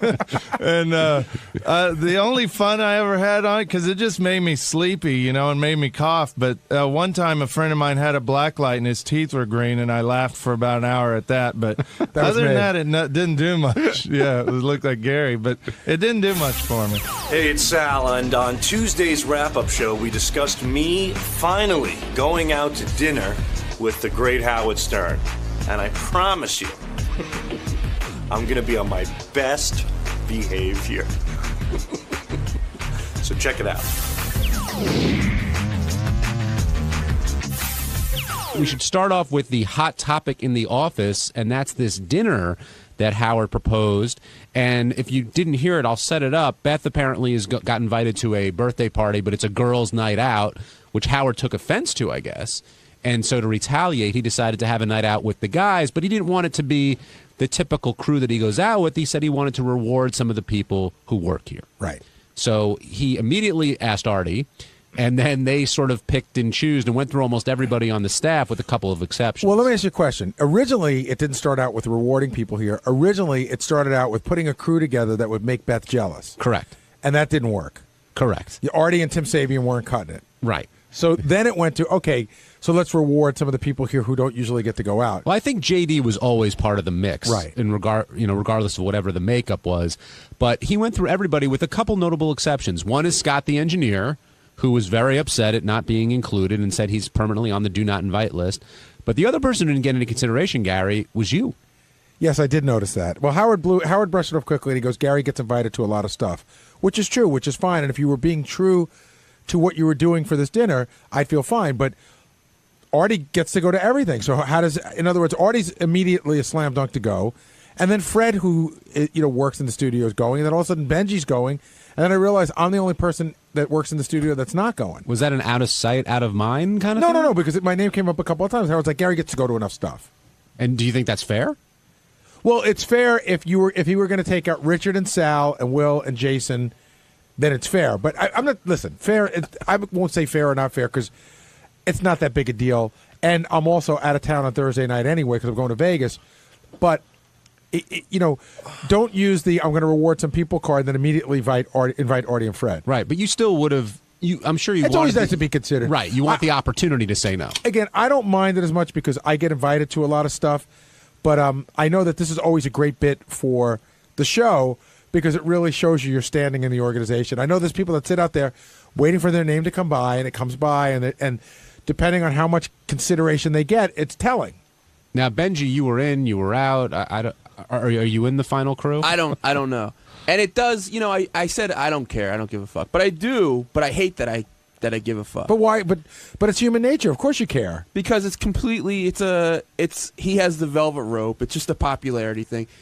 Right. So you want to be popular? What's wrong with that? I don't like that aspect. I wish I could be above that and not give a fuck about that. What are you, Gandhi?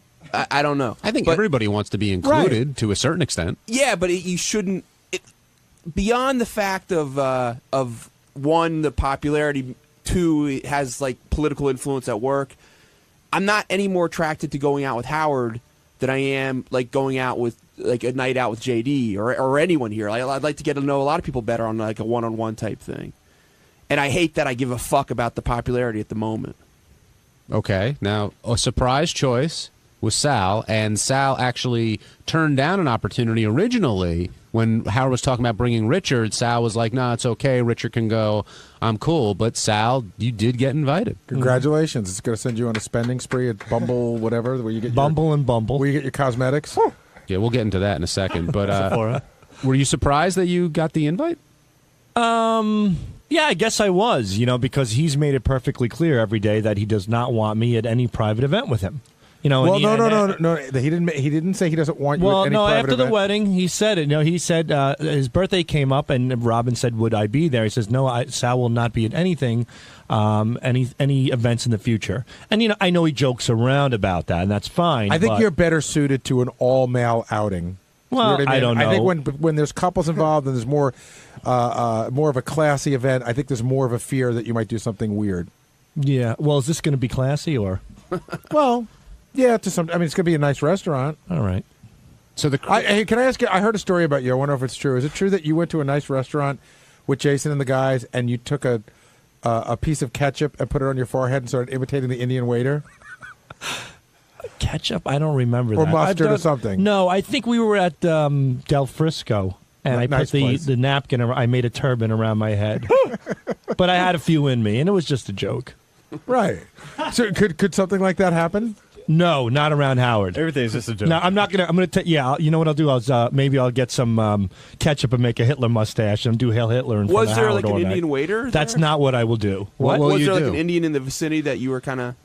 No, I don't recall. I remember. He was just being stupid. Yeah, we were just having fun. I mean, it's just so funny how in a private environment it's so funny, but in front of these microphones, it's all of a sudden the worst possible thing, the most unethical, the most ridiculous, the most racist, the most awful thing in the world. Yet these same people, these great people that I love around me in that same environment are laughing their balls off at that moment. Who besides you do you know that does stuff like that? My Uncle Don. Okay. but I mean, in other words, like, Jason. And he doesn't have to go to a radio show in the morning and explain why he used a certain word in a certain way.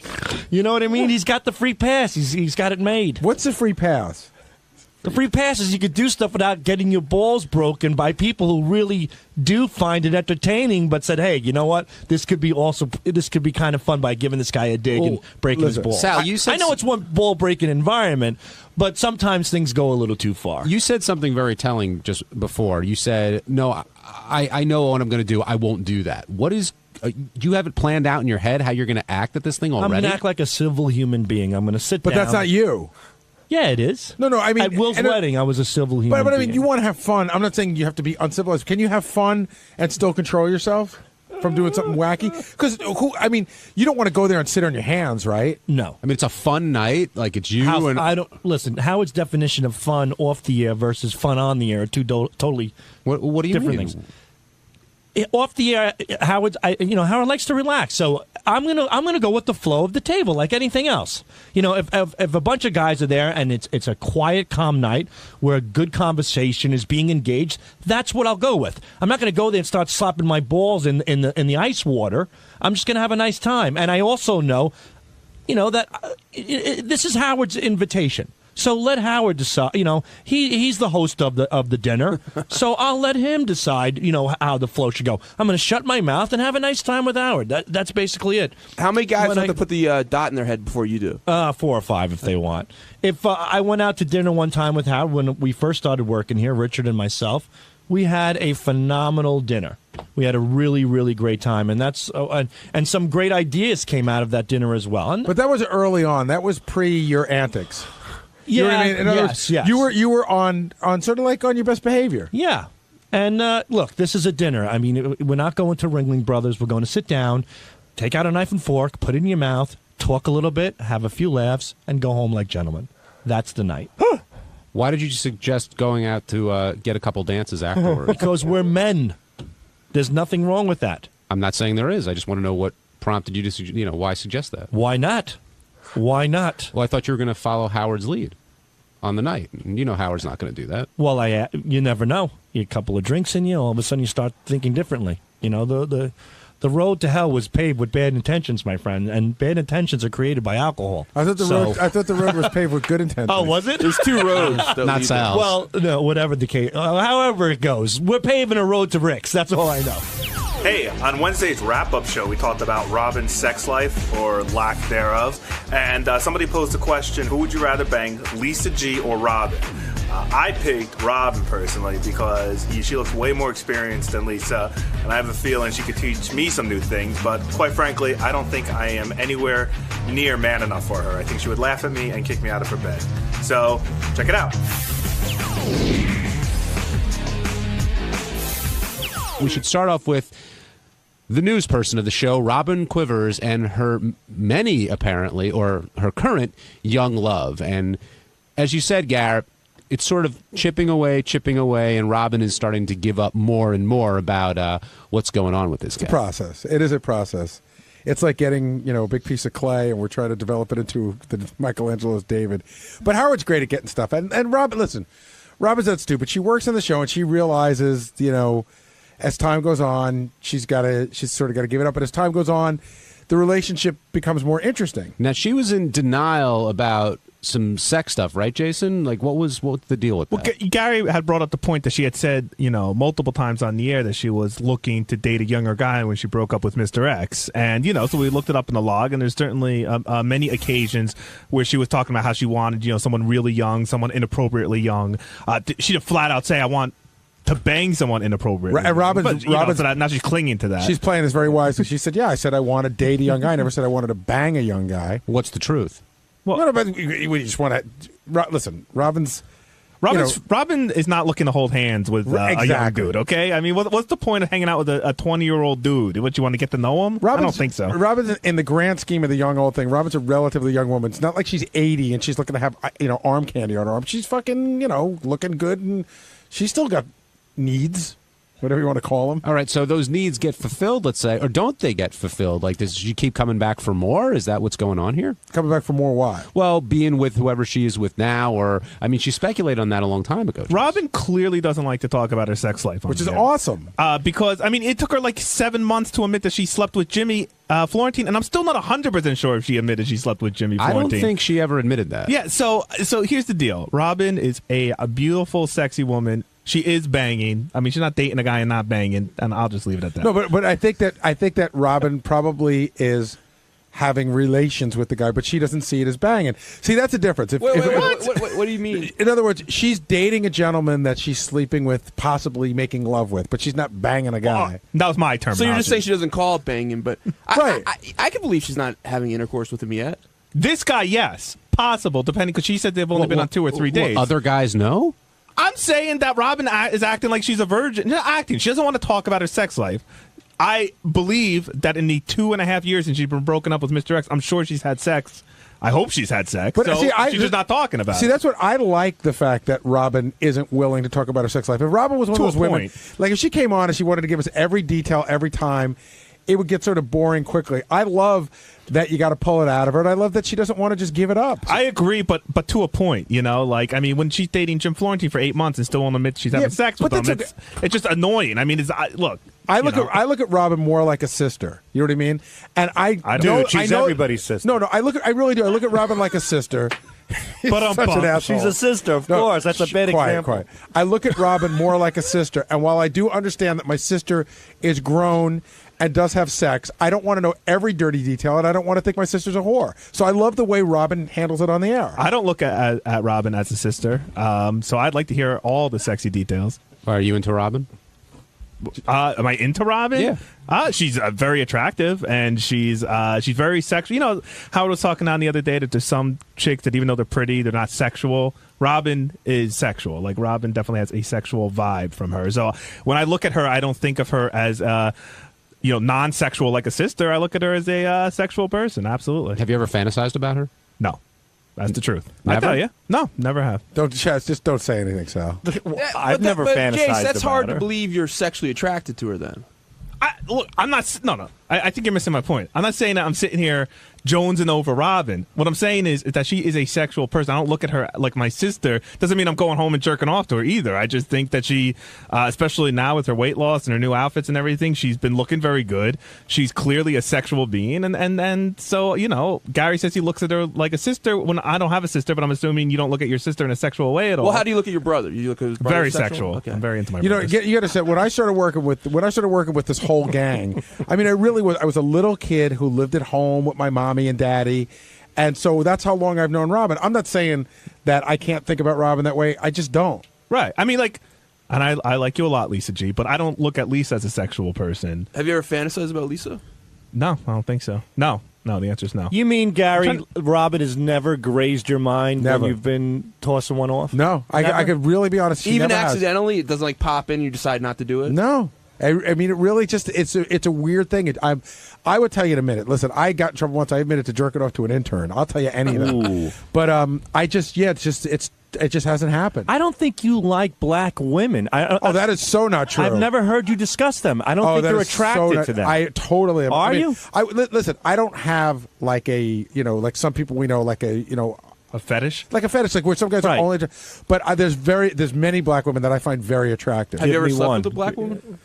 No, I haven't, but it wasn't for lack of trying. Benji, have you? I think black women aren't interested in me. Have you fantasized about Robin? I know I've had a sexual dream about her. I wrote it up once, like a real intricate sexual dream. Mm-hmm. And I think it's popped in my head before.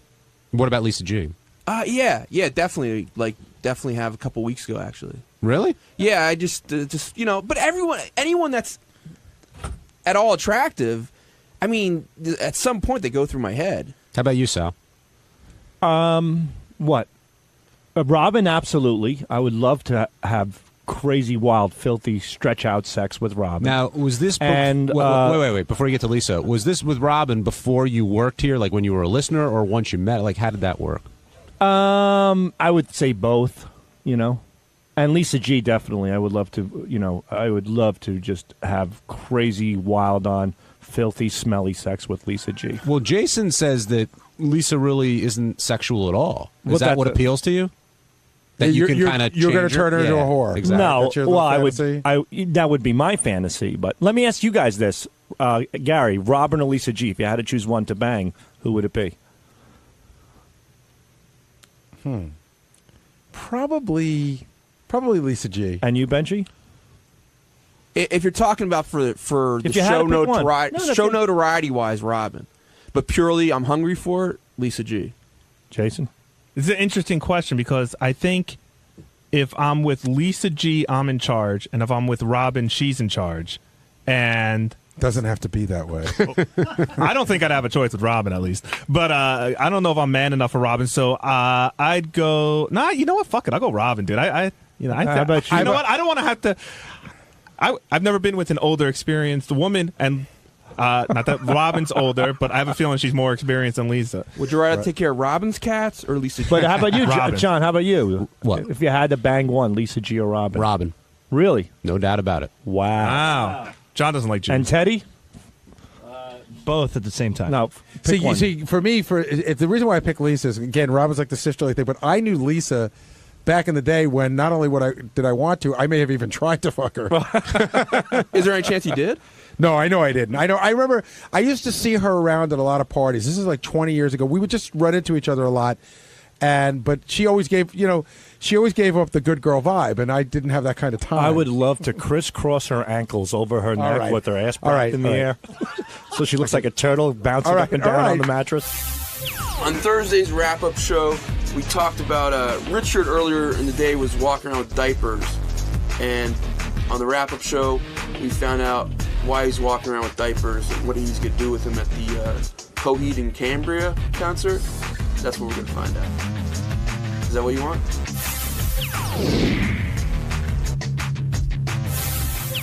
I can't miss Has it been brought up concert. what Richard was walking around the hall with, and was that serious? What do you mean? I don't know what you're talking about. In preparation for the concert? Oh yeah.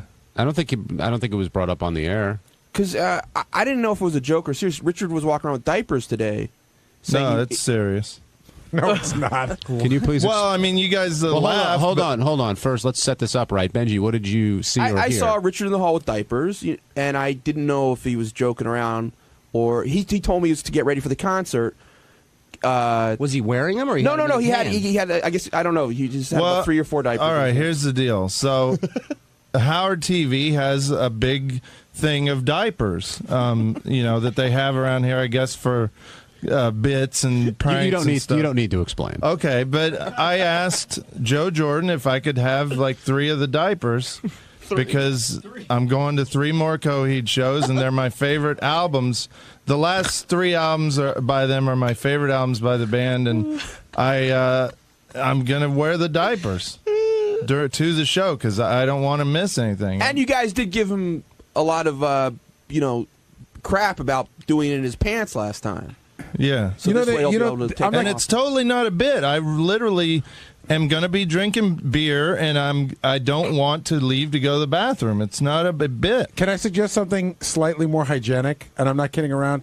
They make a thing, you see it advertised in sports magazines all the time. It's for guys who go to football games. It's basically like a condom that goes over your dick with a tube, and it goes into a bag that you tie around the bottom of your leg.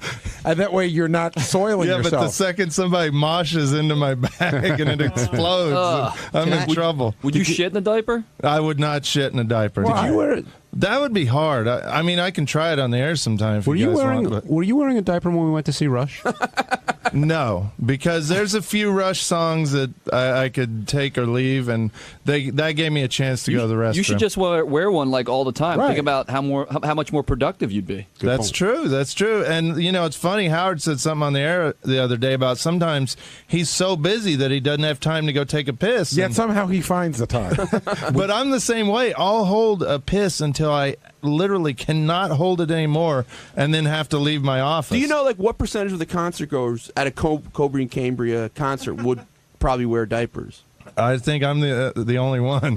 0.0001.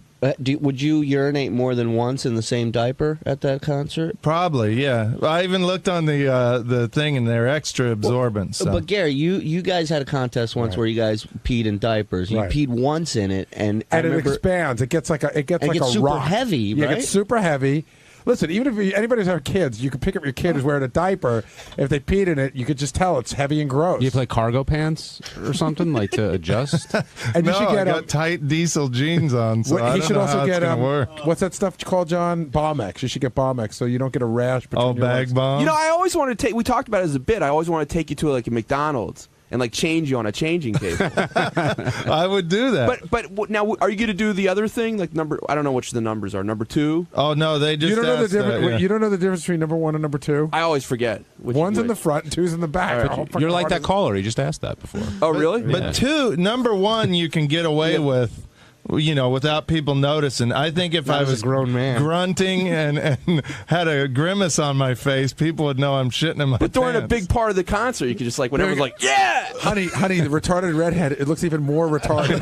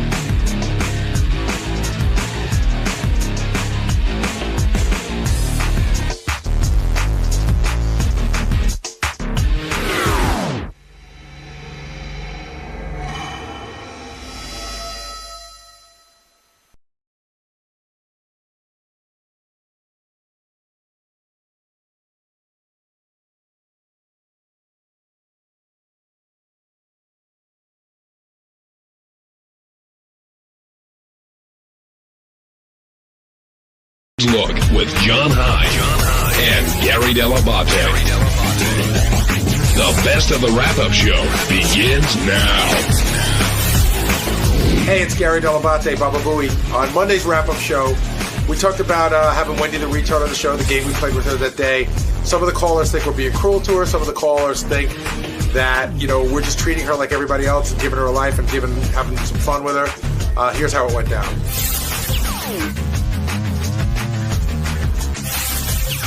How retarded do you think Wendy is? Well, fairly. But I mean, she seems aware of some stuff. Yeah, like she functions well enough to know like when to eat and what to eat. So why doesn't she know enough to make sure her hands are clean? Like apparently she's even cooking food at times, right? Absolutely. So if she's cooking food, how does she not know how to wipe her butt? What was in that breakfast? Oh my God! And she won that game about blacks and Jews. She answered those questions very accurately. But I want to go back to something a second. When you said that she said her mother changes her diaper. Yeah. Often or always? That I don't know. And my question is, does like her mother cut it down the side of the pair of scissors, or does Wendy get it on her back like a baby? That's got to be really weird. Well, I was saying Wendy did win $500, and as a result, she'll be buying a deep fryer for her mother. I like when she started giving the list of stuff they're going to deep fry. They're going to deep fry fish, potatoes, and all that stuff. But what was I also enjoyed today that the reason why Wendy's so fat is because she forgot how to grow. Right, she's not growing up; she's growing wide. She forgot how to grow taller. Let's go to the phones. Ray in Jersey City, you're on the wrap-up show. Hey, I got to be honest. I'm disgusted with it too. You how you laughing at how Howard makes fun of retarded people. Makes me think back to when Gary the Retard came in for his birthday, and you goofed on him for 5 minutes, saying, "Hey, how are you? Hey, how you doing?" What the fuck is funny about goofing on a retarded person? I'll laugh about just about anything, but this is sick and evil. So you didn't think that Howard was funny with Wendy today? Listen, he was asking her a bunch of leading questions, making her out to be a racist. The same way you could get her to say that she got raped by Scott Greenstein or something. She'll say anything she's told. So why's he got to make her out to be a racist? I don't think she is. We know she isn't a racist, and exactly what you said is the joke. And if you don't think that's funny, then you're probably not going to think most of the other stuff we do is funny. No, that's not true. You're pointing out the obvious. Oh, I'm pointing out the obvious. I don't think it's so obvious to you. I think you're giving yourself a pass that, hey, Howard can make anything funny. Hey, how is it funny that you bring in a retarded guy on his birthday and get him to say hello for fucking 5 minutes? You tell me how that's funny, tough guy. Come on, tell me. Explain to me. Give me a course in what's fucking funny, because obviously I'm missing all right. out on You know what? it. Your Joe Pesci's boring me. No, now you're acting. You're acting like if you want to have a conversation, have a conversation. You're now reciting from Goodfellas. This is called deflection, dude, because whenever you're on the ropes, No, you'll just never talk to me. concede a point. You'll never concede a point. Ray, just talk to me. All right, I'm talking to you. Okay, Ray, don't do scenes from movies. Just let's have a conversation. Okay. You're up, Ray. You're up. All right, now, you invite Gary the Retard for his birthday. He's excited to come in. Right. And you goof on him for 5 minutes, getting him to say hello repeatedly. Right. Explain to me how that's funny. How can I join in on the fun and realize that's funny? I don't know how to explain it to you. We should get Richard down here. Maybe he can explain it. But I don't know how to explain it to you. I mean, it's either you see that it's funny or you don't. All right. I guess. Okay. By the way, do you not see that we have deep love and affection for these people as well? No, that's your way of getting out of being despicable. So you don't think we really like Wendy? I'm not so sure that you like her that much. No, I've heard her call in. Look, for as much as times that you use her for the benefit of the show, when she calls up asking for some money, I think you cheap out on her. I'm glad you threw her $500 today, but a lot of times you'll just, it's like, God, she's greedy, or she should get a job, or she should figure it out herself. I mean, you recognize she's retarded. Why wouldn't she call you for money? Don't know, Ray. Let's go over to Nate in Pennsylvania. Nate, you're on the wrap-up show. I don't agree with that guy at all, because I think the stuff you guys do with Gary and Wendy and all them guys are friggin' hilarious. But I was wondering, if any of you guys had a child that was in sort of the same condition as Gary, Wendy, mentally disabled, would you let them participate in the show in the same way that you let the other people do it? It's hard to say. You know what? I don't know what it's like to be in that situation. I can tell you that when I deal with Wendy's mother, I think that Wendy's mother, understands that we're goofing around with her, no doubt. But I think there's also a feeling that it makes Wendy more part of the group and just makes her happier to be on the show. So I don't know what, I can't answer that question. Well, I'd have to be there. I sort of look at it the way you do, because I think you guys are actually doing something positive for these guys. I mean, if they weren't participating in the Howard Stern show and getting any kind of recognition there, what would they be doing? Wendy would be collecting cans and nobody would care. I think I told the story once before, and it'll sound like to some people a huge rationalization. But I remember when we were at NBC, we had a 19-year-old kid on who was paraplegic or quadriplegic, and he called the show, and then he said that he was quadriplegic, and Howard said, "You're bumming everybody out. From now on, you have to refer to yourself as the guy who likes to sit a lot, because quadriplegic just bumps people out." So we ended up having him on the show, and Howard just treated him like everybody else. He goofed on him, he goofed with him, and when he was done, his mother came up to me, and she was so happy, and she said, "You know what? Everybody always walks on eggshells around him. Howard treated him like he was one of the gang." And he loves that. So I sort of sometimes take that into account when we're dealing with some of these people. Maybe they just want to be treated like everyone else. Well, that's exactly my point. I mean, somebody who can't walk, I think they take more offense to somebody, asking them if they need to do something for them all the time, as opposed to just treat them like somebody else. If you treat normal people the same, or if you treat normal people at a sort of a higher than you do somebody who's handicapped in some way, they sort of feel more handicapped, and I think it's great. Like I said, I think it's great what you guys do with these guys, and nobody else would be paying attention to them if they weren't doing what they're doing on the show. And I hope the guy that called in earlier can sort of realize that point. I agree. But you guys are doing great. Keep up whatever you guys are doing back in the back area, because all the ideas you come up with that make it on the air are awesome. You guys have a happy holiday, and however you celebrate it. All right. Bye. Thanks, man. Thanks, Nate. Another thing when Wendy was on, I thought a great question Howard posed was, who would you rather be, Wendy's mom or Sour Shoes' dad, or who would you rather have as your kid? I said I thought it was easy. Sour Shoes is, listen, Sour Shoes has a part-time job. He goes to a part-time job, and if he were ever left alone, he could function on his own. Now, Jim McClure said to me, he goes, "You kidding? We booked the guy to do a show. He shows up on rollerblades with 2 baseball gloves on." I was like, "Yeah, but if he goes home and the door's locked and he can't get in, he takes the blades off, he takes the gloves off, and he figures out how to get a fucking job." I don't know that Wendy has that capacity. Also, remember the sound that will be coming out of your house every day if Sour Shoes lived there. Yeah, but I think that maybe I'm crazy. Maybe it's just something they have sort of learned to live with. But I would, pull the plug on that thing and go, you could play your Casio from 9 to 10 a.m. while I'm at work, and from, and not after 6 p.m. I mean, you've got to make some rules.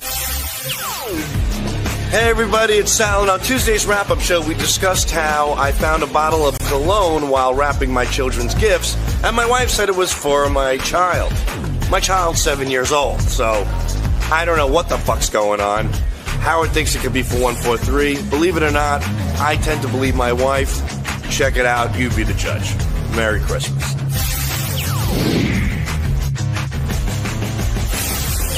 Let's talk to 8 Ball in Memphis. 8 Ball, you're on the wrap-up show. Yo, what's going on, fellas? What's up, 8 Ball? Yo, I wanted to talk about Sal and this whole cologne situation. Okay. Now, listen, you don't buy a child that age cologne for Christmas. That's the last thing on their Christmas list. You know what I mean? I do. And even 8 Ball, I'm so with you. What's that? I'm so with you on that. I don't think that... Have your sons ever asked for cologne for the holidays? No, but my sons aren't named Antonio and Rocco either. And even if you do decide to buy them cologne, you buy maybe one bottle and split that between the both of them. You know what I mean? You don't buy 2. Right. Well, the whole joke is she didn't buy 2. She didn't buy 2. She bought 1. But she said, "Is that what I'm getting out of this?" Yeah. Well, that's Sal says he only saw 1 bottle. And Sal, if you hear this, you should come down and Sal's coming down to explain this. But go ahead, Ben. Hey, yo, Barry. Yeah.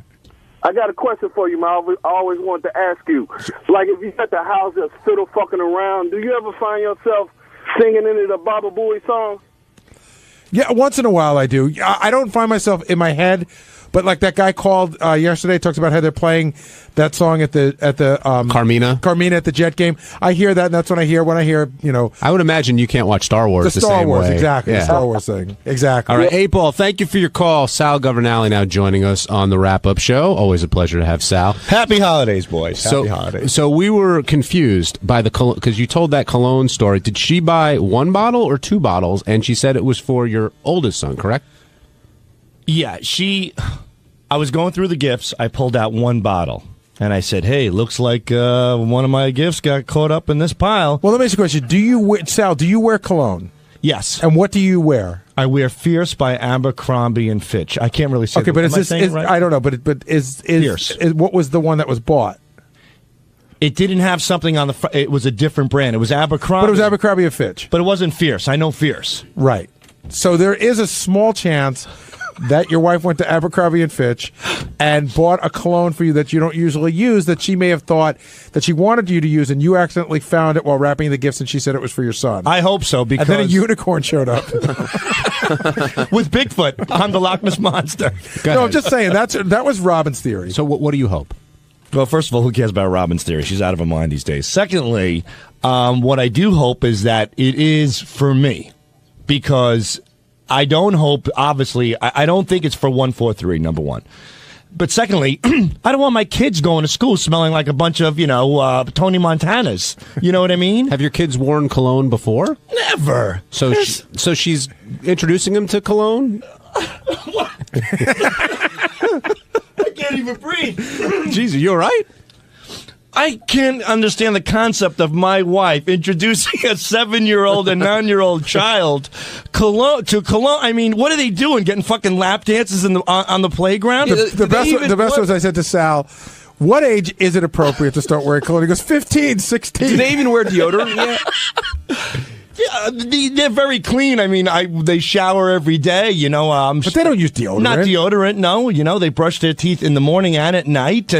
But cologne was such an odd thing, But Sal, when your wife said she bought it for both kids, but there's only one bottle, did you ask where the other bottle? No, it didn't occur to me until today. But the thing that really pissed me off is that I go, you bought this for Antonio? And I flip it over immediately to look for the price. And it's just $30.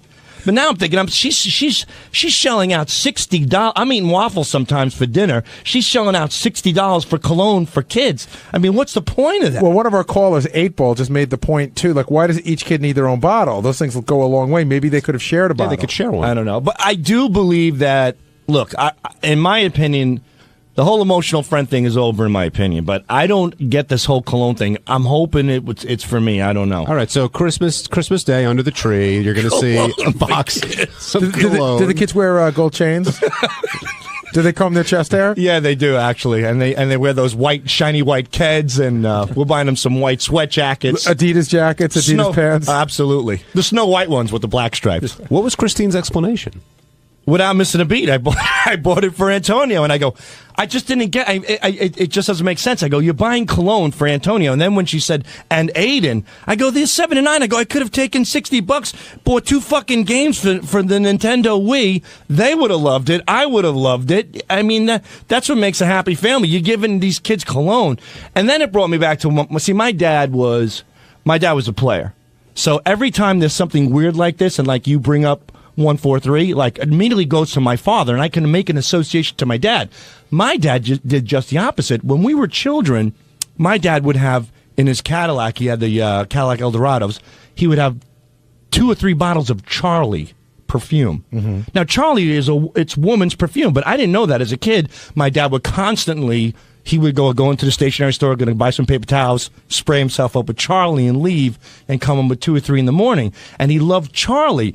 And I don't know, I guess my mom's off the boat. She didn't put 2 and 2 together either, but he said that was his favorite thing, Charlie, woman's perfume. But we've later found out that the woman he was shagging would wear Charlie, so he would never get busted. His point being that he smelled like a girl to his mother, so when he came home smelling of a woman, it didn't seem odd. Right, exactly. That was actually Fred's sort of joke theory today, that maybe she is getting it for you and for him, So when she comes home, right? Yeah, but she never smells like me. She's like 6 feet away from me in the bed. So I don't know if that's gonna, more or less. But it was weird that my dad actually went to the extent of smelling like a homo to get pussy. On Wednesday's wrap-up show, we discussed how I overslept and was late to the show, and a lot of people thought it was because of my water fast for Bubba, which made me oversleep. But I don't think that's what happened. I think I just overslept.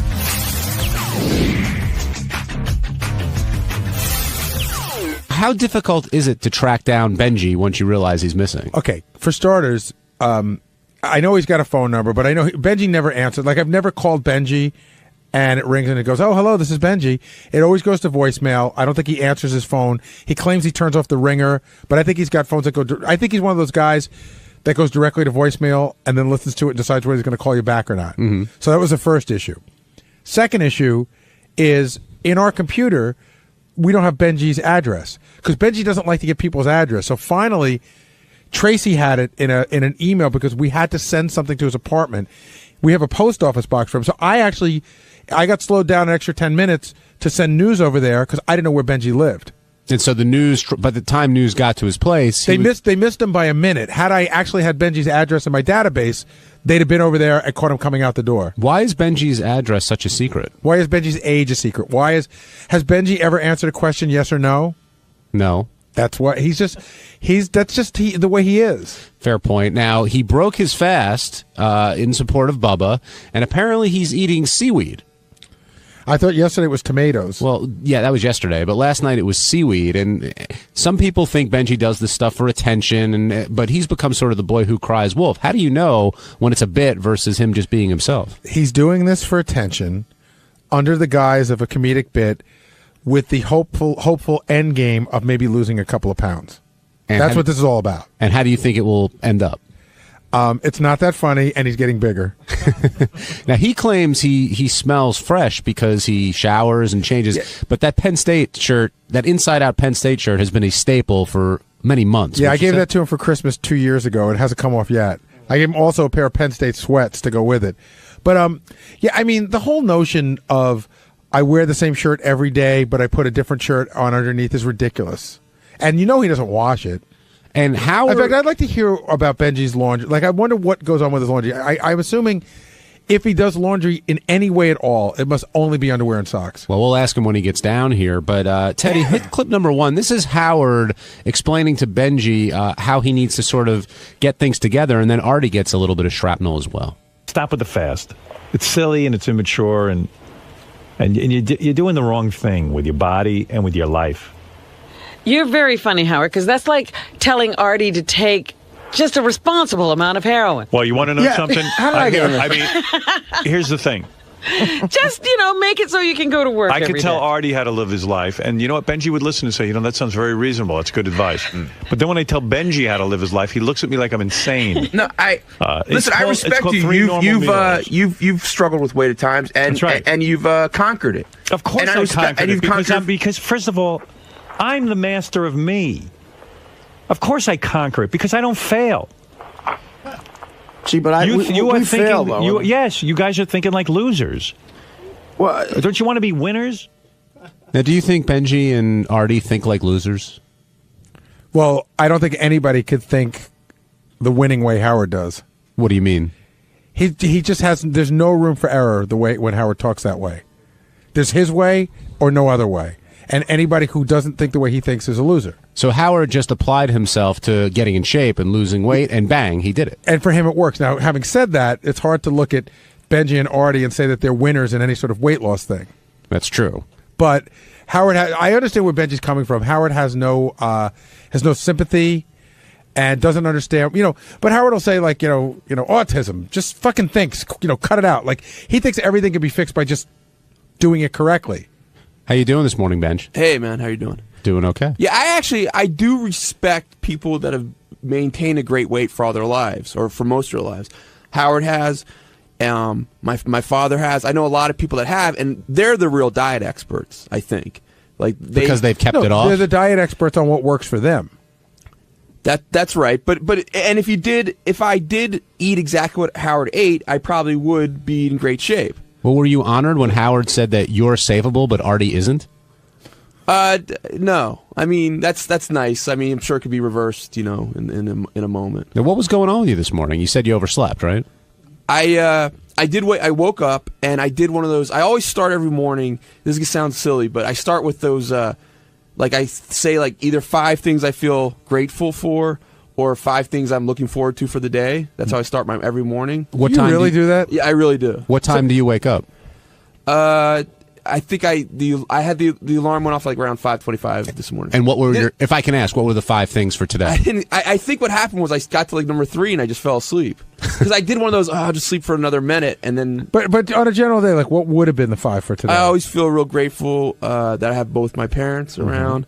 There's usually something about Sheila, that I have an apartment. I felt something about the job sometimes.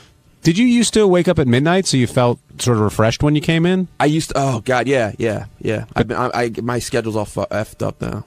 Okay, so you fell back asleep after the 3rd thing. Yeah, and when you pop up I popped up and it sucked. It's just it's just a horrible, scary feeling. What did you expect when you came? It just pretty much something like what happened. I actually thought was better. If I were you, what happened today would have been better than what I would have expected. You really didn't get a shit on that bad, right? Because I don't think this is the kind of thing that Howard. If it happened all the time, he'd get mad. This is not. This is a lot different than being late. I think being a minute late irritates the shit out of Howard. I think this doesn't happen often to Benji, and oversleeping. Everyone gets a free pass, 1 per 3 years or something. It just happens. Well, Benji also immediately said, I overslept. There was no story or anything else. Right. He just kind of came clean right up front. And then he talked about eating seaweed? Yeah. I'm still on the hunger water fast for Bubba, so I want to make that clear. I don't want to... If anyone's with me, we're still doing it. But you've had a couple of missteps. No, not missteps. This is... I've said this on the thing. I'm following instructions from Bubba 100%. If he tells me to eat something, I'm going to eat something. Have you been in touch with Bubba? I through visions, which you get when you fast. Right. He's instructing. Here we go. Can I ask Benji a different question? The laundry one, sure. No, this isn't even. Well, the laundry one too. Laundry. Well, I do have 2 questions for you then. So, when you do your laundry, how often do you do your laundry? Once. Well, actually, I have about 50 boxers and 50 T-shirts, all the same. All this exact, same color, same everything. So he's like Run DMC. He's got a T-shirt and a hat. It's about every 2 weeks I have to do it. And what would you say is the bulk of what's in your laundry? Is it almost all underwear and socks and little else? Yeah, all black T-shirts, all black or blue boxers, and all socks. How many? And then occasionally a sheets, that kind of thing. How often would you say you wash the jersey you're wearing? Yeah. I just did it the last time I washed it. Last time I did my wash. Right. So how long had it been before that? I don't know. 3 months, 4 months? I may have never washed it before. But and why do you wear it inside out? It's just because I used to love it. I love Penn State, and it was fun, but it's just too. I get sick of labels, and it's just too busy, with all the labels and stuff. It's a label. It's just one you can barely read now. You know what I mean? And the stitching inside out. It's just so. It's like a neon sign that says, "Notice me. I'm wearing my shirt inside out." Crisscross. So the rest of your morning went okay. No ramifications. Nobody gave you any shit. Well, no. I mean, no. It wasn't that big of a thing. Now I got another question for you. I know that when you're in there, it's hard to answer honestly because you don't want to say the wrong thing and get yelled at. But how do you feel about the allegation that Howard made that you've carved out a place for yourself here for a guy who could sort of come and go as he pleases, more or less, and can dress any way that he wants, and that once this ends and you go to look for a job, your dress and your attitude is going to have to change if you want to work? Well, I think that's true for anyone. I mean, and I wouldn't work at a job that I didn't want to conform to. I think if I wanted to conform to a certain thing, I easily could, but it's not my style. I don't want to. I don't want to be in. I think insurance salesmen probably do a great job. That's not what I want to do. Yeah, but even within the entertainment industry, how we're saying, even if you want to be a writer at SNL, there's probably more of a schedule you need to be on, and probably would you show up to an interview with Lorne Michaels in that outfit? No, I wouldn't. No, I wouldn't show up to an interview with anyone in this outfit. Are you trying to be like Artie in a way? What do you mean? Like, no, because I mean they were making comparisons before you were here today. You know, you're a little overweight. You sort of don't care about your appearance, that sort of thing. Yeah, and it's been a plan for like 30 years now. In all fairness, Benji was doing Artie before Artie worked here. Yeah, that's true. On Thursday's wrap-up show, it was all about the tombstone. Ted from Howard TV got Howard as Secret Santa, and he thought getting him a granite tombstone was a good idea, and found out, well, I guess his name's Tombstone Ted now, so that tells you how well that went.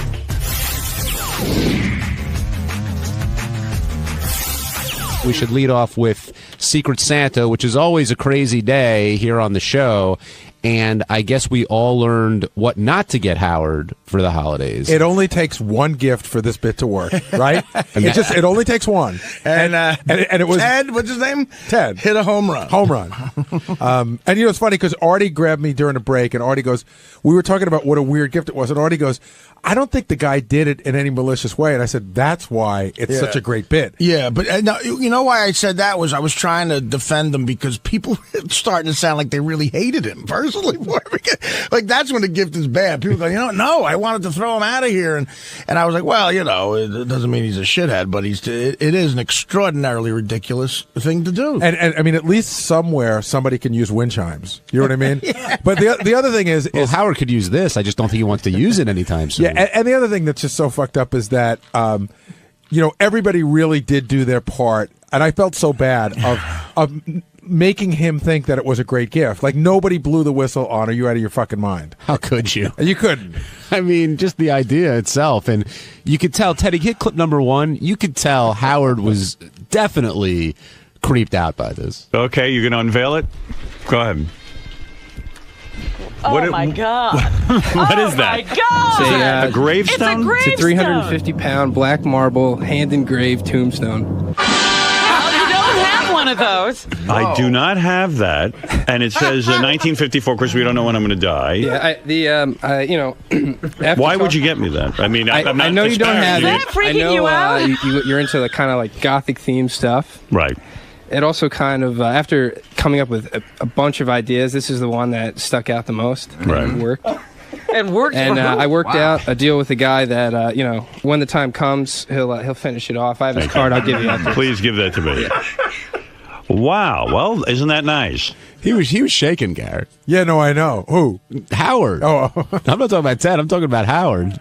He definitely was creeped out by it, as he said so. And that was after proclaiming that he wasn't going to say a bad word about whatever he gets for the remainder of the show. Well, it's so great because Howard said, we have our own show going in the back office. So Howard says, I am not going to disparage this guy's gift. And I said, for how long?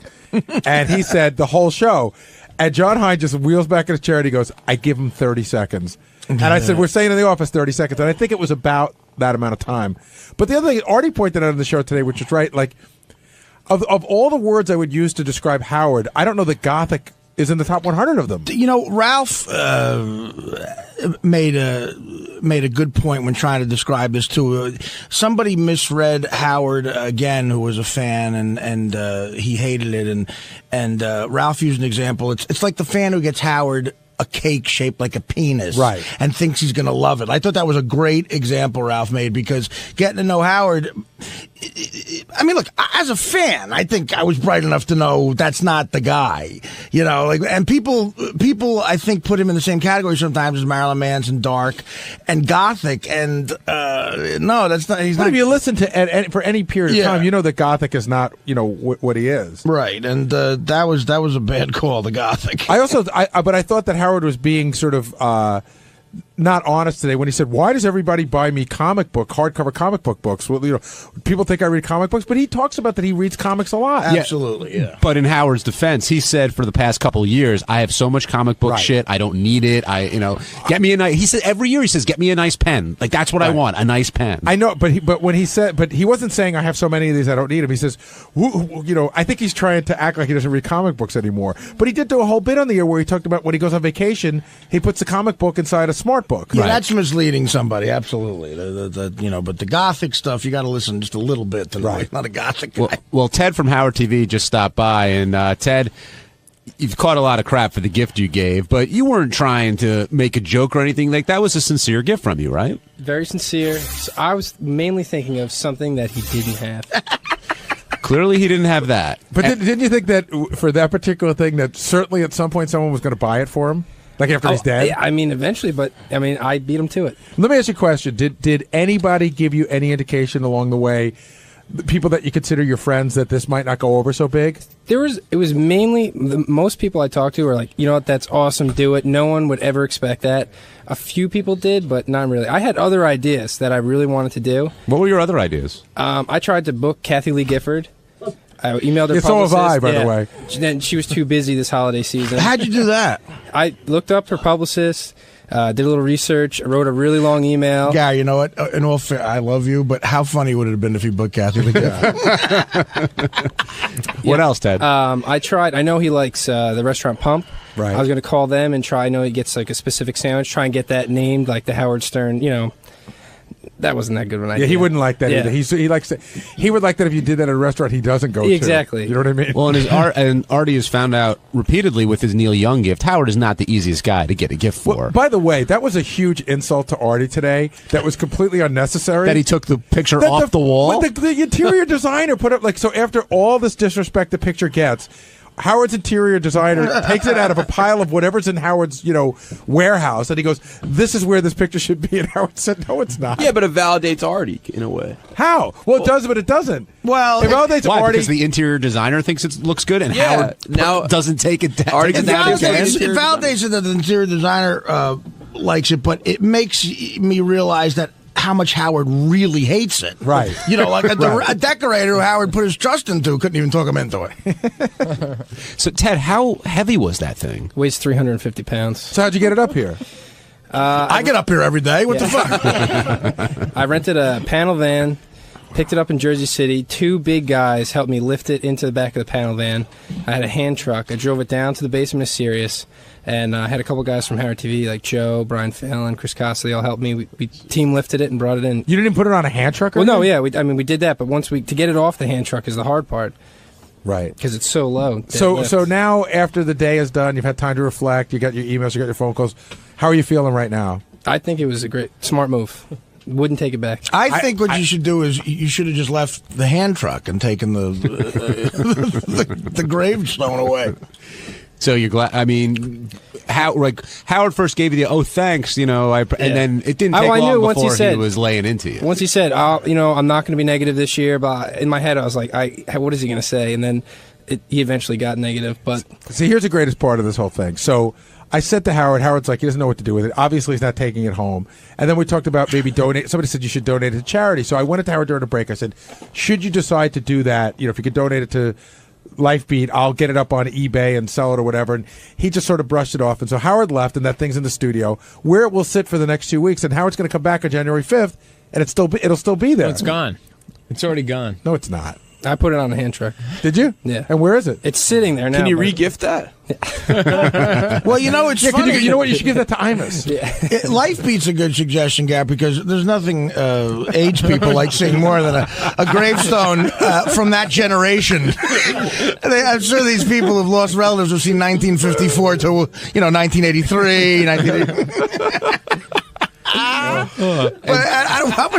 much money could you get? Well, my idea was to auction it off to a fan who would then give the money to Lifebeat. Oh, okay. It's not like we're going to put it in the office. That's so funny. I know this is the exact time in history that people started dying from this, but maybe we could do something with it, put it in the coffee room. How much do you think you could get? See, I think it's kind of a cool, weird thing, like the Beetlejuice bust to leave in the studio. Okay, but here's if it's going to bum him out, then forget it. Here's the deal. It's one of a kind. Yeah. It's been documented on the air that it was in Howard's possession. Right. So that makes it valuable. Howard did a whole bit about it on the radio, which will turn into a TV show about it. So somebody who's the stone itself is worth like what, $5,000? He never told me the true value, but I mean, really, when it's you worth say more, when you say it's worth that, once it's been written on, is it really worth anything? Yeah, it's probably worth more. No, it's but worth more. I'm saying it's one of a kind. So I see a fan of the show being totally interested in owning What do we have to compare it to? Do we know anything like that's been on the show that's sold? What about the painting he tore up? Did that sell? No, because we never sold that, but we don't know what that was worth. No, but that was a Christmas gift from one of our interns who ended up working for Howard. Mike Coppola. It was so embarrassing.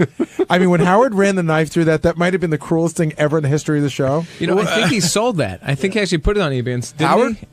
No, Coppola. I think he sold that and got like hundreds and hundreds of dollars for it. I thought it would have been funny to leave it in the studio, but honestly, Ted, you don't want that because on a slow day, he'll glance over there and you'll have 30 minutes of hell every once in a while, every couple of months.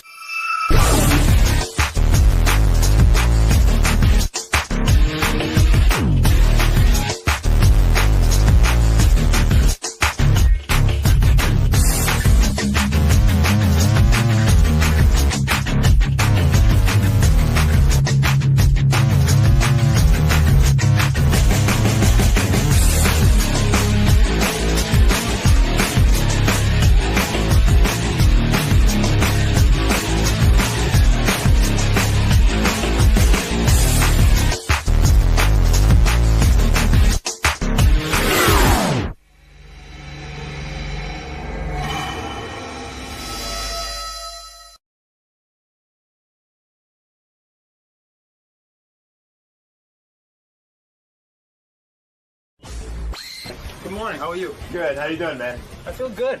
So what brings you down to the show today? You got a new album coming out? Yeah, I got a new album coming out, and mostly I just want to hang out, man. I'm a huge fan of this show. Yeah, you excited? Unbelievable. I mean, I'm a really big fan of this show. I know everything about it. And for the last 4 years, I got diagnosed with leukemia in 2005. So all I've done, besides like trying to live, is stay home and watch Howard TV. That's awesome. I mean, I don't watch anything else. Cool. So I know everything, man. I'm down with like the whole Artie and the heroin thing, and I just know everything.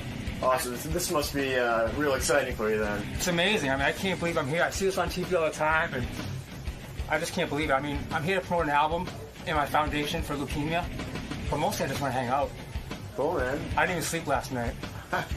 All right, man. Well, have fun in there. Have fun in there today. I will. Thank you. All right, anyway, this guy's name is Rich Cronin. You might remember his hit song with LFO. He had a huge hit. I remember this song, Summer Girl. All right, you remember this? Sure, you do too. How old were you when you were in a boy? How you doing, man? Hi, how you doing? Hey, good to meet you. I'm, when I was in the boy band? Yeah. How do you get in a boy band? Well, first of all, when that song blew up, I was 24 years old. Right. So you were pretty old yeah, in the boy band. Yeah, I was pretty old. You were no boy. No, I wasn't. That old boy over there. Yeah. Sorry. He's snotting all over the place. Sorry about that. Yeah, when that came out, I was 24 years old. 24? And how old were you when you got discovered for the boy band? 20. Yeah. And what do you have to do? You have to audition and stuff? You have to, like... No. Actually, I'm from Boston. Yeah. And I know, we can tell. Sorry. That's good. No, I dig the accent. One of my friends and I, he for some reason he went on tour with the Backstreet Boys, right? Who were nothing, right. And he was always talking about, we got to get with this guy Lou Pearlman. Right, Lou was this guy. There was this guy Lou Pearlman who was this like incredible producer, if you will. Well, what happened with Lou? Because I knew Lou. Lou used to own Blimps or something. I don't know how he knew about the music business, but after New Kids on the Block, he just got this idea to put together a boy band. I mean, he had a lot of bands. He had, what was Justin Timberlake's band? Yeah. He had NSYNC, he had Backstreet Boys. He had, my group, we sold 4 or 5 million records. And E-Town. O-Town. Whatever it was called. He never thought it was going to blow up. And then when the Backstreet Boys blew up and NSYNC blew up, and then, we started to blow up, not as big as them, but we blew up. He bought a fucking house that was incredible. It wasn't even a house, it was a hotel. Right. On this incredible lake. He started buying Bentleys. He had a $250,000 Rolex with diamonds all over it. Meanwhile, he's stealing all my money, everyone's money. So we all knew it. You never got paid? I didn't get paid anywhere near what I should have. Really? Nothing. Well, and didn't your parents or somebody step in, or your accountant go, hey, wait a second, we're not getting paid? We were always on TRL. Right. We were always, starting to sell a lot of records. Yeah. And I started saying, well, where's the money? Right. And it was like, It was just nuts, man. The guy was such a creep. And Did you make I know enough the money? Backstreet Boys had to sort of legally get away from him because he was. Yeah, you know, so did the NSYNC. contracts were so ridiculous. And Sync had to leave. Everyone left. Did you end up making any money? Yeah. Did you become a millionaire? No. Not a millionaire. Wow. And I should have made like at least $2 million, $3 million. Wow. Right. Easy. But Yeah. see, here's what it was. I wrote all the songs for LFO. Right. I wrote like Summer Girls and all of them. Right, so that's your publishing and all that. Yeah. So when that song blew up, I thought, well, wow, I'm gonna get a publishing deal now. Right. He offered me $20,000 for my publishing. Oh my God! Did you take it? Well, I was thinking about taking it. Yeah. I was like, holy, I never had $20,000. You know, I Right. never had any money. In one lump sum, yeah. No, never. I was excited. Oh, he's a real Colonel Tom type. Yeah. And so one of my friends said, "Are you going to take $20,000?" I said, "Yeah, it's a great deal." He goes, "You could make a deal for $500,000 tomorrow." Right, just on that song. So he schooled me to this publishing thing. So I was like, I got to do this. Thank God And, you didn't sign away your publishing. No. So I started saying, hey, let's get some publishing deals. So I put a lawyer out there. Yeah. Next thing I know, the lawyer's like, oh, I can get you a publishing deal. I can get you $750,000. Right. Next thing you know, another song came out called Girl on TV. Went top 5. And now I can get like close to $1 million. Right. Next thing I know, he comes back to me and goes, Rich, your publishing has been sold. Oh, So what do you wow. mean? What do He you says, mean? yeah, Lou sold your publishing for $1.2 million to Jive Zomba. Oh my goodness! Wow. So he could do that without your signature or anything? When I first signed the contract with him, yeah. I signed it away. That's Wow. what that's what I'm saying about those contracts. He had people signing; they were crazy. Yeah. He owned everything. You must have nightmares about this. I had to go through lots of therapy. Right. I went crazy. I mean, I wrote some big songs, and You must have some good therapy because No, I don't. You're still here. Yeah. I know. I went crazy. Wow. I mean, the guy was awful. But Oh, that's awful. besides all this money stuff, the guy was he was really a creepy guy, man. Like, you know, I met him once. I had him on the show once with some band. You did? Yeah. That was O-Town when they were O-Town, being yeah. Oh, put yeah. on MTV. He came in here with the band. when I got a hit song, the song went #1. Right. He bought me a Navigator in 5 minutes. He's like, walked in. He goes, yeah, you got a Navigator now. Yeah, of course, because he was busy stealing your publishing. He stole my publishing. He charged me for the Navigator. The guy's a fucking asshole. I got your Navigator, but you're gonna pay for it. That's right. I just Oh, he bought didn't your tell me that, car though. Yeah, right. that Oh, you no. have to pay for. You thought it was a gift. Yeah, about 7 months later, I found out he's fucking charging me for this Oh thing. my God. The guy's awful. Yeah, you know but- what, dude? I'd rather have my money and I'll go buy my own Navigator. I'll just decide what kind of car I want. Yeah. Well, I said, I want to get a Navigator. He said, well, let's go get it. And It wasn't all bad though. You got to date Jennifer Love Hewitt. You went out with her for a long time, right? Yeah, 2 years. You banged her for 2 years. Yeah. And She's you hot. had some hit records. Yeah. Who took the hit? She's hot. She is hot. How'd you get her? I met her at the Blockbuster Awards. Oh, no kidding. And I wasn't, we weren't really mega successful, but we Right. still had 3 big hits. Right. And at this point, we had no hits. Right. I was just there. And she wants to be a rock star too, doesn't she? She wants to be a singer. Right. Right. So she I probably think she figured- put out an album. Probably figures she'll fuck you a little bit. Maybe you'll write her a song. I don't even think so. I think she just saw me then. And this is going back 8 years now Right. or more. And, we had the same publicist. Right. So I started to talk to her.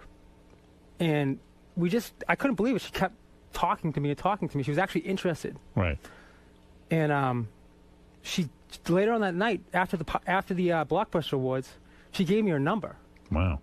I was floored. I was Right. like, well, because she's rich and she's hot. But besides that, I actually was a big fan of hers. Right. I worked at Blockbuster 2 years before. I have two things I like about her. Yeah, I mean, I worked at Blockbuster 2 years before that, like putting the movies on the shelf. Right. And every time I saw a picture, I say, oh, she's Super really hot. Yeah. And now I'm at the Blockbuster Awards. And she's putting the moves on you. The girl on the video cover just gave you her number. So did you call her right away, or did you play the game and wait a while? No, I mean, I was so anxious about calling her.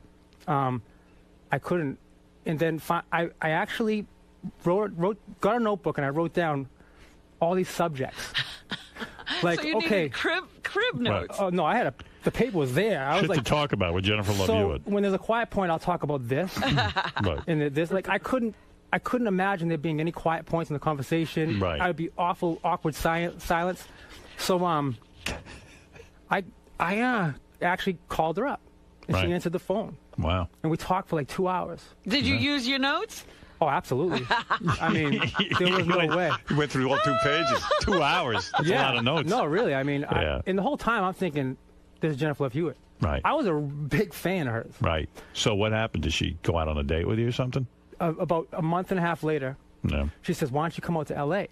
Now, mind you, I had no money. I was negative money. Right. I didn't have a cell. I didn't have a cell phone. You'd have to go to Lou. Yeah, it's like how do you exactly? You I have did. to play with Lou's dick, dude. It's awful, right? So Lou goes. I go. I got to get out to L.A. Lou. Love wants to see me. Lou was like, "Oh, this could be good." He goes, "Come out to L.A. with me."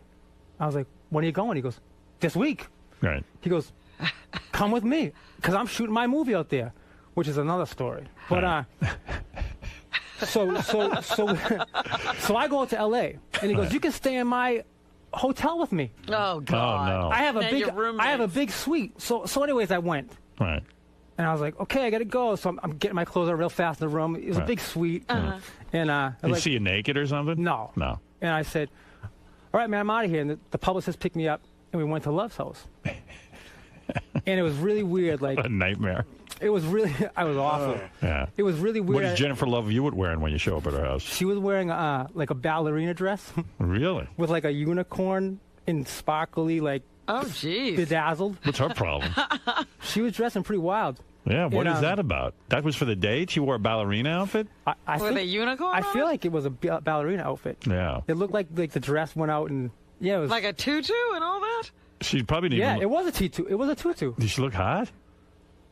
She looked hot, but I just thought the outfit was completely out of control. Yeah, right. Nah, so I like. Look, At least it was a girl, better than me with Lou. Right. Dude, she was Jennifer Love. She's a lot less scary than Lou. Oh no, I was really. wow. It's true. So we wanted a date to Universal Studios, and she was totally like into me. I couldn't believe it, man. I mean, and we. How long before you get in her pants? Well, she asked me to stay at her house that night. Wow. Thank goodness, because that meant I no did- Lou hotel room. I know, it was amazing. Did you bang her? Not that night. I didn't even go to her house. Why? I was trying to play it cool. Yeah, that's She crazy. lives with her mother.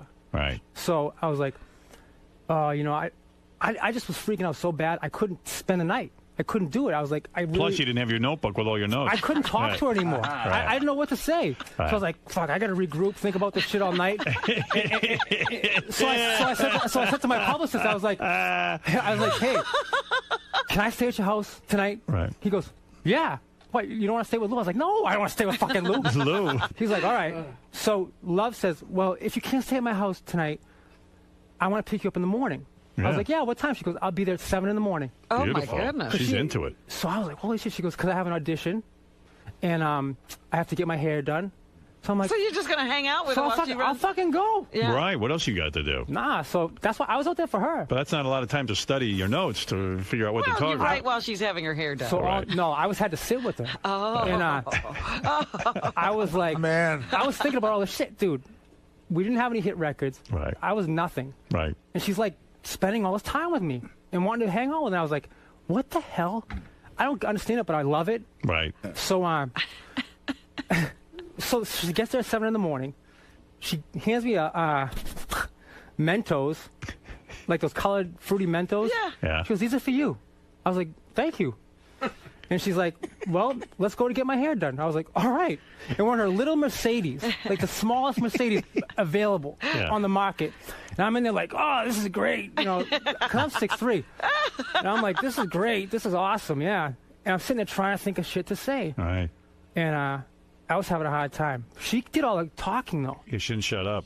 My head was spinning, but I was thinking about her, and she was like, hey, will you? She goes, I'm going to get out of the car here. We're at the hair place. She goes, I'm going to get out of the car here and go in. Will you park my car? Wow. I'm like, oh, jeez, I don't know. I'm going to crash this thing. So I don't know my way around here. The thing's fucking miniature car. Right. And I'm like, yeah. Where the fuck are you going to park it? I'm going to park it? I'm an awful driver. I'm a fucking awful driver. I don't know where you are. I didn't know where I was. I had no idea where I was. And the blocks are fucking huge. I'm like, yeah, I'll do it. She got in there. I was like, holy fucking shit. So I'm driving around like the block. I'm like, oh, what the fuck? I finally parked the thing. Sweating bullets. Right. I walk in the room. I'm like, yeah, your car's out there. It's fine. She was like, cool. So then I sit down on the seat, and everyone's like, everyone, this is Rich. I'm like, hi. She's like, all the hairdressers, hi. She's like,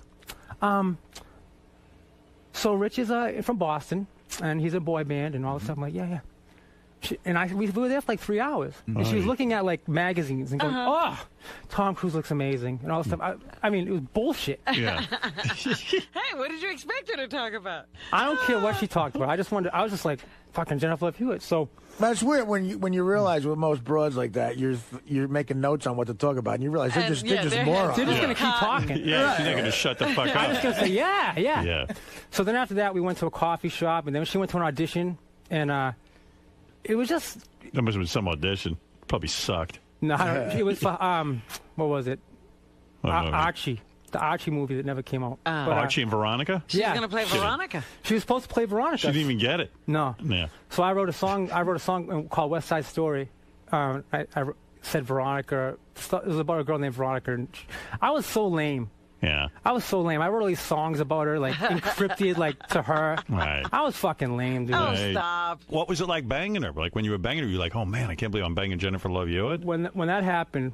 And you must have come in 2 seconds, huh? Well, she made me wear 2 condoms. 2? Yeah. How do you get 2 on? One for her, one for her mother. No, Wait a second. You're telling me, because you know what? I heard that's dangerous. They're more likely to break that when way, you wear yeah. I heard that too. Yeah. I heard It's that. hard to do that. I didn't hear it then. Yeah, by the way, this is, in case you don't just tuned in, this is Rich Cronin. He's got a new album out. I'll tell you about that, $1 Billion Sound. Available at richcronin.net. He ought to just put these stories on. Yeah. I wrote a book. Really? You got Good. a book too, right? Well, I don't have a. Yeah, I wrote a book. Yeah. Can you get it anywhere? Or? I'm gonna try. Yeah, No, you'll you get haven't it. got a You'll get publisher it. yet? Yeah. I haven't tried. God. You got some good fucking stories, This is dude. amazing. I have so many stories. And you but had leukemia too, right? You just got over that. I had awful leukemia. I got this. It was called AML, and I just went to the doctor one day. I was losing weight, and my father was really nervous. I was home. I was living in Orlando at the time, and I went to visit them. And he said, the minute I walked in, he said, "You look like shit." Right. I was like, "Thanks." He says, "You got to go to the doctor." So about, in 2 days, I went to the doctor. The doctor says, "Wow, you don't look good. I think you have mono." I said, "Oh, mono, whatever." He goes, "Let's take a blood test." And they took the blood test, and I had leukemia, AML. Cancer. Awful. It's supposed to kill you in 8 weeks. How'd you beat it? I don't know. How long ago was this? 2005. I got diagnosed. Are you all right now, or you? I am. I don't have it. So what happened gone. was It left you. I got the leukemia, and it was like, this is the worst one you can get. It's very rare that a young guy gets it. So usually older men will get it. Why do you think you got it? I don't know. You don't know? I have good luck. I don't know. It's just awful. But I got it, and I went through all this chemotherapy. And man, and a year later it came back. Oh. Wow. So the doctor said, "Look, the only choice you have is a bone marrow transplant." And my brother and sister didn't match me. No one in my family matched. So they said, "Well, we're going to try to look for one for you. But meanwhile, we have to get you back into remission if we can." So I got a bone marrow transplant. Eventually, I got back in remission, and I went through all this radiation. And damn. That must be painful shit. Yeah, man. And then in June, I had a stroke. Good Lord. From the treatment they were giving me for the leukemia, they were giving me this stuff called IVHG at the hospital. And they put the thing in my arm. And I was there. It takes 5 hours. And I'm sitting there. I went to sleep, and the doctor woke me up. He says, "Rich, sit up." Because I was in the bed. And I said, "All right." And I couldn't sit up. And everything, I felt really weird. Everything seemed like it wasn't real. He goes, "Come on, sit up." He realized I wasn't kidding. Yeah. My face started to droop, and he goes, "Oh my God, he's having a stroke." Jeez. So it's a good thing they woke you up. They caused it. Yeah. I think. I mean, it happened right there, and they told me, like, "Look, this is from IVHG." Yeah. What is IVHG? Exactly? I have no idea. Something to help your immune system out. Man. So you think you beat it or what? What's going on now? I hope I beat it, man. You got the bone marrow. I got someone else's bone marrow. If I had a kid, which I couldn't because I had so much radiation, and if I did, it wouldn't even be mine. It would be like this other guy's thing. Right. Yeah. There's more of this other guy in you than you. Oh, 100%. I'm not even there anymore. So when you were fucking Jennifer Love Hewitt, get back to that because I broke it up a little bit. So Jennifer Love Hewitt, when I first had sex with her, she goes, "Wear 2 condoms." Yeah, Did you think that was weird? How'd she look naked? She looks great, man. Yeah. I couldn't believe what was happening, you know. Right. But I don't have anything bad to say about her, you know. She's a great. Good in bed? I thought so. Fully shaved vagina? Yeah. No kidding. Yeah. No, that turns me on. But I have nothing bad to say about her. I mean, Right. Obviously I had sex with her. I was with her for 2 years. Yeah, but she was cheating on you like crazy, though, right? Yeah. That's a bummer. What? Yeah. Jennifer Love Hewitt? Jennifer Love Hewitt gave him a ring, like a promise ring. She's like a dude. He's more like the chick, and she's like the dude. She's giving the rings and then going around. And he finds out she gives a ring to all the fucking guys, and she's fucking a bunch of guys, right? Yeah. How many guys was she doing behind your back? Did you find out? Yeah. Well, no, I don't know. She gave me a ring, and we went to Cartier in Beverly Hills, and she's like, "Oh, I'm going to give you something very special. I've never done this before. And, I have to give it to you." And I was like, all right. And she goes into the place, she comes out, and she gives me this ring. It's like the infinity ring. And I'm like, wow. She's fucking in love with me. Right. We're going to get married. This is a ticket. This is unbelievable. Right. I'm going to fucking marry her. You're going to be Mr. Jennifer Love Hewitt. She goes, listen. Yeah. I want to marry you. We're going to be together forever. If you wear this ring, it's forever. I'm like, oh, yeah. Let's go. I fucking found out. It's my ticket out of Lou. Dude, this is the How only long did it take you to find out? You found 2 out years. what? I found out. So I did this reality show called Man Band, Mission Man Band. It's the worst name ever. And the worst show ever. Right. And it was me, Jeff Timmons from 98 Degrees, Chris Kirkpatrick from NSYNC, and this guy from Color Me Bad named Brian Abrams. Whatever. And Color Me Bad. I'm talking to Jeff Timmons. Goes, hey, you and me have something in common, man. I'm like, what? Jennifer Love Hewitt. I'm like, what? No, I'm really like, what? Yeah, you're like in love with her. I mean, we've been broken up for 5 years. I was like, what? He says, yeah, man, Jennifer Love, you and me. I was like, oh, what the fuck? Because I always asked her about that. Did you ever get with it? 90 Degrees. I was nuts. Yeah. Did you ever get with this guy? No. She goes, yeah. In fact, one time, she wanted to marry me. I said, what? He goes, oh, yeah. She took me to Cartier in Beverly Hills. Oh, my God. And she gave me She's like Errol Flynn. She gave me this thing called the infinity ring. I was like, she gave me the fucking infinity ring. Yeah. And she gave me the whole speech. She gave me this big speech how she wants to be together forever. I was like, what the fuck? What is she, like a sociopath? Oh, man. That's So wild. when that happened, Yeah, that sucked. When that happened, my head must have been spinning. I was lost, man. Yeah. This was like 2 years ago. Bro, that's tough stuff. It was rough, man. Yeah, man. But this boy band stuff's tough. So now you're doing a solo thing, huh? Yeah, I have a solo record. Yeah. And I'm pretty excited about it. I think it actually came out pretty good. Yeah. So I guess Jennifer Love dumped you. I mean, you don't see her Oh, yeah, anymore. she dumped me. What happened was at the very end of that relationship, she was in New York doing a movie, and Us Weekly, that magazine, I get a phone call from someone at my record company.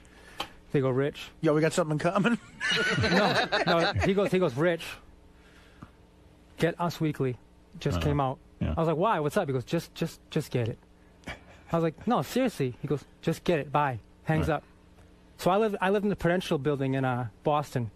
So right downstairs in my building there was a supermarket. So I was like, all right. So I go down. I'm like, maybe there's something cool like Rich Cronin this. I don't know. Must be about me. No. It was a fucking thing about Jennifer Love Hewitt in New York City. All these paparazzi photos, like her with 7 guys. 7 guys? Something like that, dude. Oh, my God. She was this one guy, dude, check it out. She was with this dude, some guy on Broadway. Yeah. By the way, I went to that play with her. Wow. To see the Full Monty. Patrick Wilson. She was with Patrick Wilson. Meanwhile, you took her to the play. She took me you to the play. She took me to the play. watch her boyfriend on stage. She didn't know. She just saw him when I was sitting next to her. She dug the way he looked. She was like, oh, yeah, I'm into him. So then, she said this. She didn't say it, but now I'm thinking back, and I'm like, wow, what the fuck? She goes, So then she called me up 3 days later when I got home to the bus. She goes, hey, my grandmother's coming in tonight. I was like, oh, cool, yeah, have fun. She goes, hey, you know what we're going to do? We're going to go back to the Full Monty. Like, that was fun. I was like, it wasn't that good. Yeah. Next thing I know, she's in the magazine with the fucking guy. Wasn't Full Monty where the dudes are nude, They too? get naked on Yeah, they're not even good-looking dudes either. Right. They just got big cocks. I guess so. Yeah. I hated the play, to be honest with you. Yeah. Oh, my God. So when you saw that in the magazine, did you call her and say, what the fuck? I tried to. Yeah. Well, it wasn't just that. She was with this other guy, and this guy, and that guy, and rumors about her and Alec Baldwin. Right. She was doing the movie with Alec Baldwin. Yeah. I was on the bed having a panic attack. Right. You were heartbroken. Oh. So I called her up. I was like, do you have something to say to me? I was the girl in this relationship. Right. And she goes like this. She goes, listen, don't you fucking call me up like this when I'm at work. I'm fucking working. Don't you fucking call me like this. If you believe that bullshit, shame on you. I'm like, I just saw 7 pictures of you holding 7 guys' hands. Yeah. I mean, what do you mean if you believe Dated last week on every one. I'm like, the 21, 21st, 22nd, 23rd. I'm like, what the fuck is going on? She goes, I'm not going to even discuss this. If you believe that bullshit, you're out of your mind. She hung up. And that was the last you spoke to her? No, I called her one time after that. She didn't call me for 3 days. Right. I was like, I'm done. Right. I called her. No, she called me up.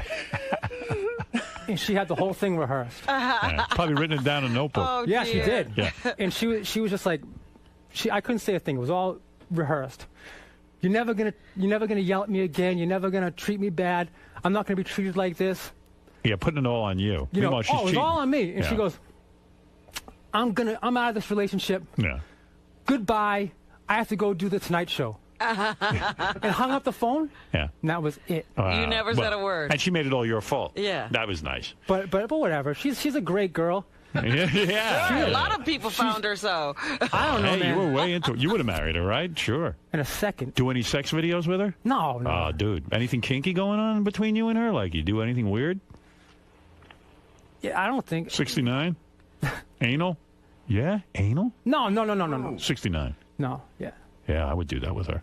Totally 69. I just, Does she eat ass at all? No. No, too bad. She ain't that crazy. No, she wasn't. She was, again, she's just out there doing her thing. That ain't the type of broad that would have stuck with you through the leukemia, I'll tell you that. No, I don't think so. Yeah. But honestly, do you have a dirty little name for her in bed? Missy, I call it. Missy? I called her thing Missy. A pussy. Yeah. Why don't you just call it a pussy? I don't think she liked that. Yeah, she likes Missy. Yeah, Son whatever. of a bitch. I'll use that if I ever get her. She was Tell her you don't want any infinity ring, though. No rings, baby. Where's Missy? She was really, but honestly, like... That Missy must be tight. She was out there doing her thing, and... She sure was. I don't know, man. What's her deal now? Is she like working there? Or yeah, she has a TV show. She's the ghost whisperer. Yeah, she whispers to ghosts. On CBS. What? It's a hit show, though. It is. It's been on for a few years. All right. So anyway, the new single now from Rich is from his album $1 Billion Sound, available at richcronin.net. Also, for more information on Rich's Leukemia Foundation, you go to richcroninhopefoundation.com, charity thing you're involved in, right? Yeah. And here's a little bit of your tune, your new one, right? Yeah. Anything about Jennifer Love in this, or no? Yeah. Yeah? Really? So. Well, you're still hung up on her. Yeah, a little bit. No. This song is about what happened during the whole boy band thing. Oh, yeah? Yeah. They say hindsight is 20/20, and that's plenty good advice. But in time, we all roll dice. When I was 15, I fell in love with that noise on the radio. It drove me crazy though. Of course, I knew that I didn't have a chance. I'd make it one day, no matter what the circumstance. Cause I just couldn't say no. Crumpled up paper on my bedroom floor. Song after song, lyric for lyric. My dream was out of reach, man, I couldn't get near it. Until one day I was standing right there. Could someone please tell me how the hell I got here? So here's the story of your life. Who's the broad? A girl I'm working with. You doing her? No. You got a girlfriend now? No. You sound like a black dude when you do your thing. Right? Yeah, I it's guess. kind of cool. Right? Yeah, I was going to say, who's the guy? Nothing seems to bring me back to you, no matter what I do. Now Now I'm driving down Route 3. You producing this too? Yeah. Sounds good. Gotta get my fill again. Nowadays life is way more tough. I did all I could do, but it wasn't enough. I went down to Orlando. When you were working with that girl, did you tell her the secret to making it big? And they took me off track. No. Nah, you should. No, maybe I Show up should. in your underwear. She's good looking. Good looking too. Hey, James, you're on the air. What do you want to ask? Go ahead real quick because we're running out of time. We got a bunch of stuff. Awesome interview. Oh, this guy's the best. Fucking hilarious. This guy's man. got I'm a real pissing my life. Pants. Yeah. Hey, how come you guys haven't asked what were the titties like? Were they fake? No. Were they? Those are real? Yeah, they're real. What? I mean, Lou's. Yeah. Oh, those are real too. Those are real too. They look huge too. Jennifer Love Hewitt's tits are real, huh? Yeah, those Sounds are to real. me like you're still in love with her. Actually, you. I'm not in love with her. I just, here's what it is. Was I that the thought- love of your life, though? Yeah. I am. Here's the thing. She's a great actress, right? She gets paid millions of dollars to be in movies. Right. She could fool me. She's crying. Right. I love you. You're the greatest guy. Oh, wow. I'm crying when she wants to cry. It sounds like she's a better actress off screen. Off screen. I've never been impressed with her work. So I was impressed. On screen. She still live with her mom? No. Yeah. No, I don't. How were those titties naked? Were they a little sloppy, or they were like really firm? No, they look good, man. They did. They did. I'm not gonna lie. Man, don't lie. I want the truth. She looks good. She does. I mean, I don't know about now, but I'm going back 8 years here. I can't believe she was cheating on you. You're a good guy. You didn't deserve that. Is there some sort of Boston connection with Lou Pearlman? Because like Donnie Wahlberg and the Backstreet Boys was a Boston kid. Like, are a lot of those kids Boston kids or something? Well, no. How do you Boston kids put out? Yeah. Donnie I don't put Wahlberg. it I'm joking. Was it the thinking- Backstreet Boys? No, the No, new you're kids, talking new with kids. New Kids on the Block. Oh, he was. Oh, I'm Right, sorry. right. Oh, that's right. Yeah, New Danny Kids Wood. on the Block. No, but Danny Wood from that group is a great friend of mine, actually. And when I was sick, he was always visit me at the hospital. Oh, that's and nice. He's a great guy. But Yeah. A couple of guys can be good too. You know what I'm saying? those guys are good. Well, listen, you guys heard the story, richest single story of my life, and $1 Billion Sound is available at richcronin.net. Yeah, publishers ought to get sounded in good. touch with I mean, I'm him. a good writer. I wrote for the Jonas Brothers, everyone. You making some money now with? Well, I've been out of the business now for 3.5 years with Wow. this leukemia. So Yeah. I got to get back in it now. Yeah, you got the talent, man. You can do it. You wrote for the Jonas. Yeah. You got your publishing back? Or does everything still go to Lou if you write a song? Lou's in jail. Lou's in jail, man. He ain't taking anybody's publishing. But I'm not getting any money out of him either. For more information on Rich's Leukemia Foundation, go to richcroninhopefoundation.com also. And you write the music and the lyrics and the whole thing. I do it all, yeah. You're Yeah, you good. can write. Talented guy. You wrote a couple of hits, man. Yeah. That's a Yeah. valuable thing, you know. Yeah, it'd be nice to have the publishing, though. And I would say if they could, they could also go to my MySpace as well. Okay. And Mark, go ahead. You have the last question for Rich Cronin. Hey now. Hey. Hey, this guy's the best fucking representative for Boston I've ever heard. Radio fucking gold. Yeah, he's a good dude. I Hey, like him. I wanted to ask Rich, is there any way to hang out, maybe get some pussy shrapnel? I don't have, honestly, I'm not getting any pussy. Yeah. I'm and really, no Missy either. I have nothing. Yeah. But if you have any pussy, I'd like to hang out with you. Anybody got any pussy, get in touch with Rich for the Rich Cronin Hope Foundation. Yeah, because Rich Cronin, good guy, man. Thank you. Glad I got to meet you. Kid Chris always tells me about you. Said you're a great guest. And he Kid was Chris, right. Kid Chris is a great guy. Yeah, he's a good friend of mine, Really too. supports nice, me. Yeah, nice guy. Great. And you're a good guy, and Thank you. we support you now, too. Awesome. Rich Cronin's album, $1 Billion Sound, available at richcronin.net. We'll be back right after these words. Thank you. Rich. Hey. How'd it go, man? I think I'm going to be in a lot of trouble now. Why's that? I don't know. They kept questioning me, and whenever in radio interviews, I feel really comfortable. I don't realize that there's millions and millions of people listening to me, so I went into the Jennifer Love Hewitt thing a little too much. You think so? Yeah. Think she'll be pissed? Yeah, I do.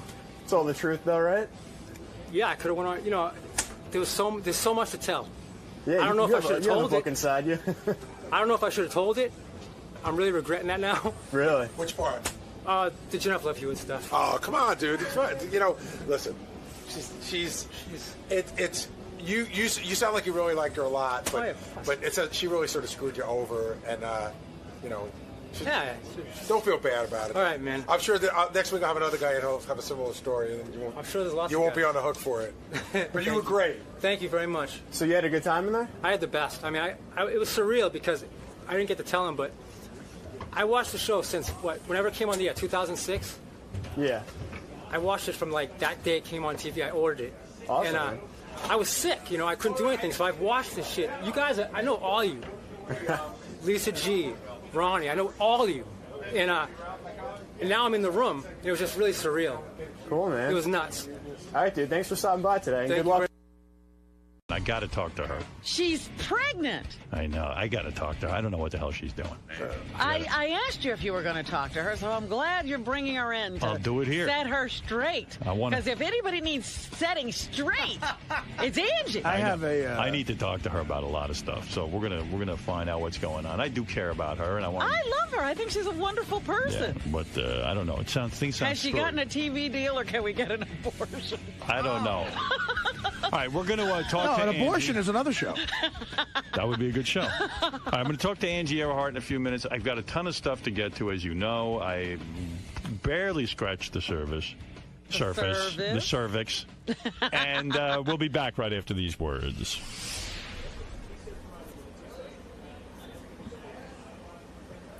Old friend of the show, man. Old friend. Old flame. An old flame, an old friend. Angie Everhart, bring her in. Angie, good morning. Hi. How you doing? I'm awesome. Bright and early. A little too early for you? I'm not really a morning person. No. But, I'm glad some people are. Are you excited to be back? It's been a while. I haven't seen Howard in a while. So what are you going to be talking about today, right in here? I climbed Kilimanjaro. So we're going to talk about that. It's going to be on tomorrow. Cool. All right, we'll see you in there. Angie Everhart is here. I didn't realize Angie was coming in today. That's great. She's pregnant. Yeah, we were doing this story not too long ago. It, I guess, showed up in page 6 that she's shopping a reality show based on her single momhood. Well, she looks good. She can't be that pregnant because she's not got She's that. showing a little bit. Let me take a look at you. Don't be so quick. Gary's blocking my view. Gary's pregnant. I'm pregnant. That was Gary. Is that all right? That's your. Yeah, I guess you do have a little bit of a belly. I do. A little bit. That's kind of weird. I can't hear you guys. All right. Gary, come on in. They Help need her. to adjust Set up your Angie. There's no volume here. You're out of breath. She can't I was breathe excited already to see from you, this Howard. pregnancy. When you see me, it takes a woman's breath away. I was excited. Yeah, I'm excited to see you. Angie, I'm worried about you. Why? These things I'm hearing. Now, first of all, I'm going to talk frankly with you because we have that kind of relationship. I'll stay out of this because you two are personal Robin, friends. you already are like, I'm going to set her straight. I'm like, you should have seen my eyebrows lift in the other room. I was like, don't mess with a pregnant woman. Robin tries to set us all straight. It doesn't I'm work. like, come on. Listen to Especially before breakfast. You're one of the most beautiful women in the world. You know that. Do you know that? Thank you. Do you know that? No, but... You know it. This girl would walk down the street, people would start honking horns. People I would flip don't out. doubt it. All right. She's hot. She's hot. Oh, God, yeah. There's no question. Even pregnant, she's hot. Even slobs like me know that. Right. Even a slob like yourself knows that. Knows that. Okay, right. So you're one of the hottest women in the world. Thank you. Right? You can get any man you want. Okay. I think so. Mm-hmm. Well, you had, who was it, Joe Pesci? Well, yeah, we're going to get to that. I really need to talk to you. What's going on? What the plan? I want to know what the game plan is here. I'm going to talk to you the way a father should talk to a daughter. Do you have you guys, a dad? I'm here to promote something else, not about my baby. Oh, we'll get to everything. Don't worry. Kilimanjaro. I got questions about that too. But answer me, do you have a dad? Do I have? Yeah, I have a great dad. Yeah? My parents are really lovely people. They're happily married. Actually, I come from a family that really I have a good role model with parents. That's the reason why I'm not married, I think. What? Okay. Explain that. Well, because I was married one time and I don't want to get divorced again, so I want to wait until I fall madly in love to get married again. And this happened. I got pregnant. It's unexpected. So it wasn't a planned thing. Okay. It wasn't planned, but it's unexpected, but not unwanted. So I'm 39 years old. There's not many eggs left. But wait a second. Now, listen, I know you're not talking about who the father is, but I know who the father is. I've read enough. Now, they're saying the father is the guy you had he was roughhousing you. What's the word? He was violent? He was violent with you. Is that true? He was a batterer? No. It is not true. That's not the father. Howard, move on. Really? Move on. I'm worried about you. Don't be worried about me. I'm fine. Was this a booty call? Oh, it's Jamie Foxx the phone? Do I have to leave? Please? Oh, no. You know, we're Please. just... You know? Okay, all You'd right, be on all a short list of Amy Fisher, Rachel Hunter, and you. Am I being Well, I will inappropriate? leave. No. Don't okay. leave. What? See, why didn't you call to discuss this with me? You need me to talk to you. Yeah, I don't need anybody to talk to me. I'm fine, Howard. I'm having a baby. It's a very natural thing. When is the baby coming? End of July. The end of July. Mm-hmm. And where are you going to raise this baby? In L.A.? Mm-hmm. In California. In your where house? I live. Yes. What, you think she's not going to have the baby in the house? What do you think, I'm Maybe not she'll give it capable of away. raising a child? No, I think you're very capable of raising a child. But is this the right time? I would like to see you... Listen, Howard, it's, all these people who have been saying, don't have a baby or whatever, I'm 39 years old. I don't know if I'll have a chance to even be pregnant again. Why have a baby, though? What do you need a baby Well, for? that's what happens I've always when you wanted get to have pregnant. a child. You have? Yeah. I've always wanted to have a child. I want to have a family. It's not ideal. Granted, I know that, but right. I would love to be married and then have a child, but it didn't happen that way. So this is the way that my cards have been dealt to me. So I'm dealing with it on a daily basis. Is it scary? Yes. Yeah. Is it the kind of thing that I dreamt about as a little girl growing up? No, but this is how my life is right now. Did you know that you wanted the baby right away as soon as you found out? I did not even hesitate. I mean, it was like, looking at the stick going, shit. But you went to the drugstore and bought a pregnancy test? Yeah. And what do? You have to pee into a cup? You pee on a stick. You peed on a stick? Did anybody watch you pee on a stick? Howard. I would have watched that. No. But, is it scary for you to see your body change? You have one of the most perfect bodies, if I may say so. Thank you. Yeah. Is it frightening to see your body changing? I'm double D's right now, and it's not comfortable. Double D's. Double D's. Wow. They have a life of their own over here. Well, that's what I always try to tell them. They never listen. Did you buy new bras? Do what they want to do, yes. Did you buy new bras? Of course, you have to. My boobs aren't that big. Can you be braless? No, you not have right to wear. now. You have to wear a bra.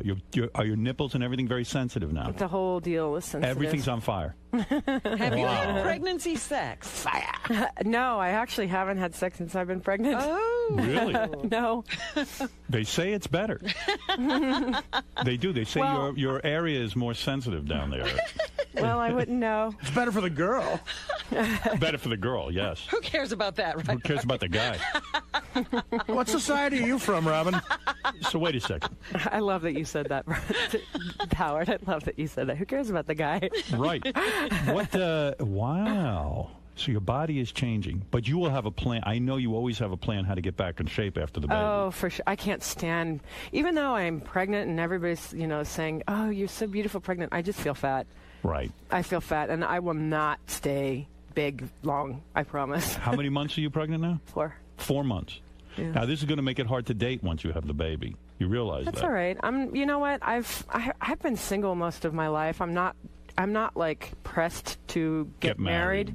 Let me say But this. Do you know I don't that think I'm going to have a problem finding somebody who wants to date me, no matter what. I don't think so either. Say, do you know that Michelle Pfeiffer, she adopted a child, and then she married David Kelly? There's so many people. That's right. There's so many women hot chicks who... like this can get That's guys. what I'm saying. She's a hot chick. It's not going to be a roadblock. Do you know that It is a bit of a roadblock. It's more than 50% of all people are divorced. Yeah. All marriages end in divorce. So, you have all those people who got married once. Now they have to go out and get married again. All right, so you didn't plan on this, but No. you're accepting the cards that you were dealt. Yes. I understand. Would all the religious freaks prefer that I had an abortion? Yes, I would. I would have preferred you. He's that kind of religious. You don't know sorry, my Howard. religion. You ever hear of Satan? I would have preferred Isn't it. going to happen. I don't like the idea of you with a baby running around. Well, I'm thinking about the two of you. You two could have. Why? Because you just don't like the serious. idea of me being with another man. I don't like that idea. No, I don't. I finally met Mike Piazza, by the way. And what happened? You didn't He hook was up? married. He No, was he was married. We played golf together at a golf tournament. So I told him that I tried to get you to introduce me to him. Yeah, he was Angie like, "That's why called he's me so mean." and said, "Look, if you're not going out with me, why don't you introduce me to Mike Piazza?" And I go, you wouldn't? No, I don't know him. Of course what do you you mean? do. No, How do I know? He said no. He said, "I don't want anybody else to have you." How would I know? How would I know Mike Piazza? It's stuff the show all the time. He's been on the show a couple times. Yeah. I didn't know that. You don't want to set an ex up with another guy. No. Who needs you fucking a lot of guys? I'm not interested in that. You know, once listen, I'm not interested in that. I'm not interested in you having sex or any kind of happiness. Wow. I'm not having sex, so you should be happy. Well, you had sex to get yourself in this condition. I did. I can't believe it. Without a rubber. I did. So you, on some level, psychologically wanted a baby. Oh, it was a guy I've been dating off and on for several years. It's not like a complete stranger. Is he going to help support the baby? Yes. Thank God. Yes. He's on board with this whole thing. Very excited, very nice, very, it's nothing like what you heard. So why don't you marry this guy? I don't wait want a minute. to. Are you want to marry telling him? her to get married just because she's pregnant? Thank you, right. Robin. I am. Oh, that's ridiculous. Wow. No, I don't want to get married. Does he want to marry you? I don't know. Want me to call him and ask him? That would be some phone call. You mean this guy got you pregnant, and you didn't discuss marriage at all? You We said, did. "Look," We you did. But you don't want it. I don't want to get married. I just don't think it would end right between smart. him and I. So I know that, and I really don't think it would end right between us. So I know already. Right. Well, you did. And we're friends. We're better friends than lovers. So So now you're just friends with him. Isn't that weird though? Like here you had sex together, and then all of a sudden now you're friends because you're pregnant. It's the most bizarre thing in the world, and I can't explain it. And I don't know if it's hormones or what it is, but I just So he sat you down and said, "Listen, I'll help pay for the baby and all that stuff." he'll be present. Yes, He will be. Yes. And he'll participate. He'll be the dad. And he's excited. He had a kid once, so he's. Are you doing that whole? What is that stuff? You go to the classes and you learn to breathe. Is he going to be in the? Is he going to be your coach? Is he going to be in the room with you when you give birth? Or should I come and do that with you? I'd probably be good at that. Howard's a good coach. I'm a good coach. The hospital told me I'm one of the best coaches. You want me to coach you? Is that what you're asking? No. Don't you think this guy's still going to try and get into bed with you, though, even after the baby's born? Kilimanjaro? Well, we're going to get to Kilimanjaro. Kilimanjaro. This is better than Kilimanjaro. Don't you think, though, that the guy's still going to want to sleep with you? I mean, you are one, if I may say so. You're exciting in bed. There's no dullness there, that's for sure. So are you, Howard. Oh, thank you. So, I mean, he's going to want his hooks in you for sure. Who wouldn't? Can't blame a guy for trying. Right. Well, this is a complicated. Would you give any thought to names yet? No. Do you know if I have, but if it's a boy, would you name so it Howard? Hard. No. You will not. No. She doesn't want to remember you. No, that's not true. Why I won't love you Howard. honor me? Why won't you honor me by naming the baby I Howard? just think that would be a little bizarre. Why? You will not give it consideration. No. Wow. Admit you hate the name. I mean, I'm hurt. Howard hates No. the name. I'm hurt. He's hurt, but he's smiling. Robin, I'm hurt. I'm sure. Do you know if it's a girl or a boy? It's a boy. Oh, it is? It's a boy. Howard. That's what, it's funny because all my friends keep saying, yes, you should name it after me. You should name it after me. And I'm just finding that a little bizarre that all these people are like, yeah, you should name it after me. I'm like, yeah, sure. You have great memories of me. I have fantastic memories. We had of a you. great relationship. We did. Howard. Something pleasant in your life. Wouldn't that be great? Howard Everhart. Howard, you carry that name well, but I don't know how many other people would. Will you use the name Everhart? I haven't decided what I'm going to do, but probably. Howard Really? Stern Everhart. Howard Stern. How about Stern as a middle name? Everhart. Or Howard. I don't know what I'm going to do. Why don't you use the name Stern? I have a long time to think about that. It could be great. Like, let's say you name him Seymour, so it'll be Seymour Stern. Why even use Everhart? Well, wow, this is big people might be changes. confused that you be the father. What are you doing bikini panty wise? Like, are you wearing giant panties, or are you still wearing like It's a thong? funny. I have designed a bathing suit line, and I was going to be the model for it. And this There goes weekend that. we were actually shooting the bathing suits last week and a couple days ago. And I had to hire models because obviously I can't be in the bathing suit ads. What are you doing for underwear, though? Do you wear a thong still, or do I you have the same underwear. even when you're pregnant? Yeah, I have the same underwear as I did. I'm remember not your that underwear. big there. It's just the boobs. Just the boobs. Well, things are. So, how many more months we got until the baby Howard's born? 5. 5 months. Baby Howie. Wow. Do you bother grooming when you're pregnant? Do you bother shaving yeah. the vagina and everything? You do. So you still shave? I think if I was a woman and I was pregnant, I wouldn't shave. I'd go completely retro bush. Did she shave or was she a waxer? Angie's always very clean. Yeah, but how'd she get that way? Do you shave or wax, Angie? What do you do when you are intimately groomed? Everything's perfectly groomed. Don't worry. So in other words, that doesn't go by the wayside just because you're pregnant. Well, no, I do stuff like that for me. I like to feel good. Feel pretty. Mm-hmm. Wow, this is I got to adjust to all Your of this. mind is blown. I can tell over I'm there. blown out. That you're like, wow. You're blowing me away. Now, is it true you were dating Pesci, Joe Pesci? It is true. I couldn't believe this. How did that happen? We He's were much shorter friends. than you. Well, of course, he's a lot shorter. He's shorter than everybody, but he's the greatest guy, though, Joe. Joe? He's fantastic. If you knew him, you'd understand. He's like 6 feet tall personality-wise. Wow, so you were in love with him. He's fantastic. I mean, Joe and I, he's just a little older than what I would have wanted. But if he was a little bit younger, it would be perfect. Is that what broke you up, the age issue? I think so. In the end. Because he didn't want to have kids. Oh, I think he probably would have. Yeah, because he proposed, right? Would have. You were going to get married to him. No, that was all in the press. That wasn't true? You were not engaged? No, we were not engaged. But you would That have was stayed all with him. But one night you sat down and you said to yourself, I think he's a great guy, He's but fantastic. he's too old for me. He's fantastic. What, was he slow or? No, absolutely not. He's hyper. No, he's. What do you mean slow? You know how old people sometimes slow down. They don't want to do anything. They don't want to go fantastic. out. He's one of the greatest guys. Does he have enough meat for you though? You short guys sometimes aren't hung that well. He had enough.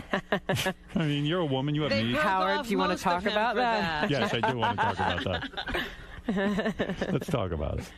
Let's talk about yours. Let's talk about mine. All right, so I didn't have that much, but I did the best I could. So, wow. Joe Pesci. When I saw, you know what I did right away when I saw? I know, it's like an awkward, it was awkward, with the height thing, but it was only awkward for pictures. It wasn't really. Like in bed, his head was where your head is? Oh, his head was on his boobs. Which is perfect. Absolutely. His head was on a pillow. Maybe he laid on his back. I don't know. Whatever he did. Listen, he did what he had to do. Listen, he's a lucky guy. Listen, to have you is to have a prize. Thank you. Pesci's a cool guy. He's a cool guy. Thank you. Come on. I'm a big Joe Pesci fan. He's fantastic. But you'd never carry him into bed or anything weird like that, right? No, hell no. He's Italian. Are you kidding? I like Joe very much. I don't know. I don't get it. I don't see it. It didn't look like a couple that would last to you? I didn't think it was going to last. Well, you know what? We play golf a lot together, and so it started off with just us. He makes me laugh. He's funny, and I have a thing for funny guys. Right. And it's not that I've never been. A lot of people say that I'm just out for dating celebrities. It's not like that. We were playing golf together a lot, and he's a really great guy, and it just happened like that. Angie, it was not like a. He was better sexually than me? Howard, nobody's better sexually than you. Thank you. I mean, give me a break. Until she finds someone else, and then she'll retract that statement. Yeah. Until she's on the Joe Pesci show. I'll leave that one to you, Howard. Now, Angie is here promoting a show, which we're going to get into. All right. Because this sounds a little... I got to find out what the hell she's up to. But, Ed, go ahead. I'll let you have a couple of questions with Angie Everhart, who is a beautiful woman, who is announcing she's pregnant. Angie, when are you going to stop bullshitting Howard and tell him you took one of his condoms out of the trash and had it artificially inseminated? Are you saying the baby's mine? I believe so, Howard. Is that right, Angie? Is the baby mine? Baby Howie. All right, go ahead, Tom. Tom, you're on the air. Hey now. Hey now. Hey, Angie, what color panties are you wearing right now? Oh, my goodness. She's a mother. She's soon to be a mother. Not yet. How dare you? Black. Black? Oh. Like the baby? Matching. Bra and panties match. Always. Oh, what do you mean always? Always. Why is that? That's just something I have. I have to have a matching. I think that's fantastic. I think go that's together. great. I love it. Yeah, I like both naked. Now, you socked away enough dough to support this kid and everything? It's good. It's all good. We're all taken care of. Mm-hmm. She's got lingerie bowl money. Oh, please. Stop it. Child starving. Yeah, right? You seem emotional today. Are you about to cry or something? She's, all those hormones Are you raging. Are your hormones raging? They are, of course. No, I'm not about to cry. You're not? No. You look upset to me. You're all right? I worry about you. No. What did you do? You climbed up a mountain and you made a TV show out of it? I did. I climbed Kilimanjaro.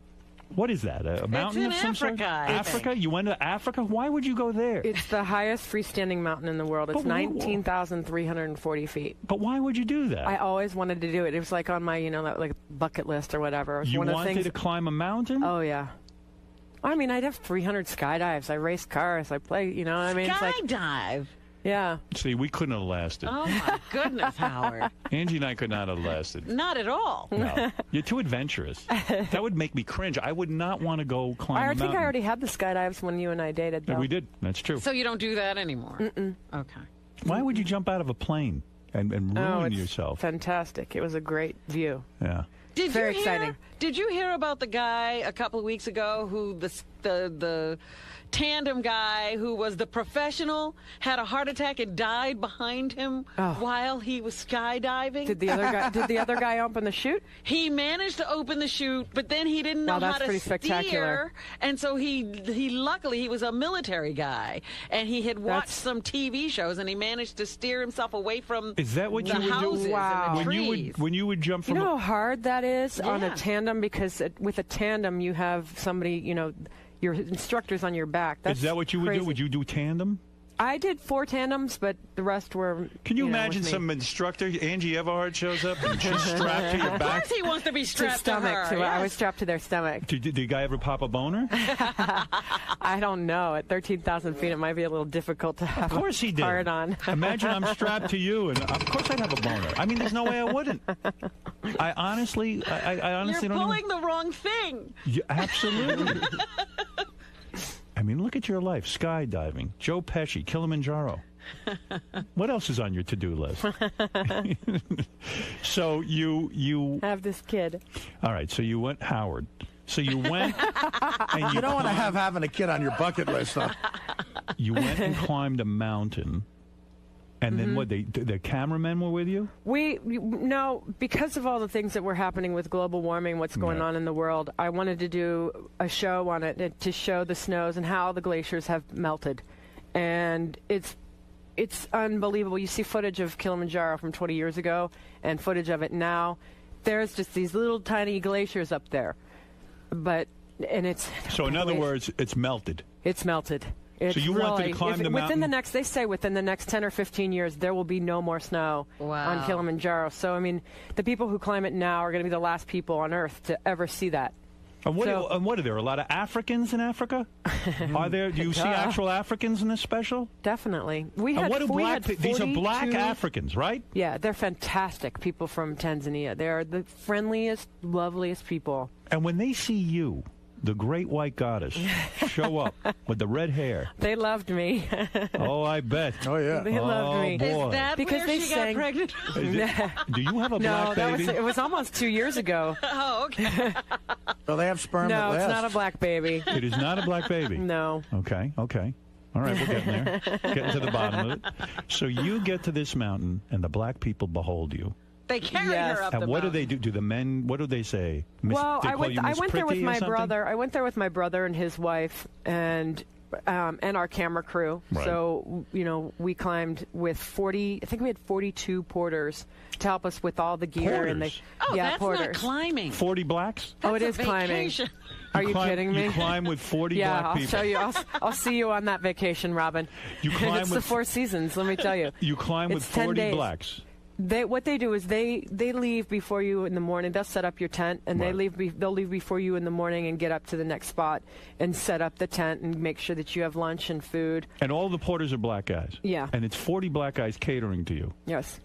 Boy, oh Well, boy. normally it's only a couple people, but we had so many cameras because we had originally we were going to shoot a 2-hour movie, but watching 2 hours of somebody climb a mountain is kind of boring. Do they bathe you, these men? No. No.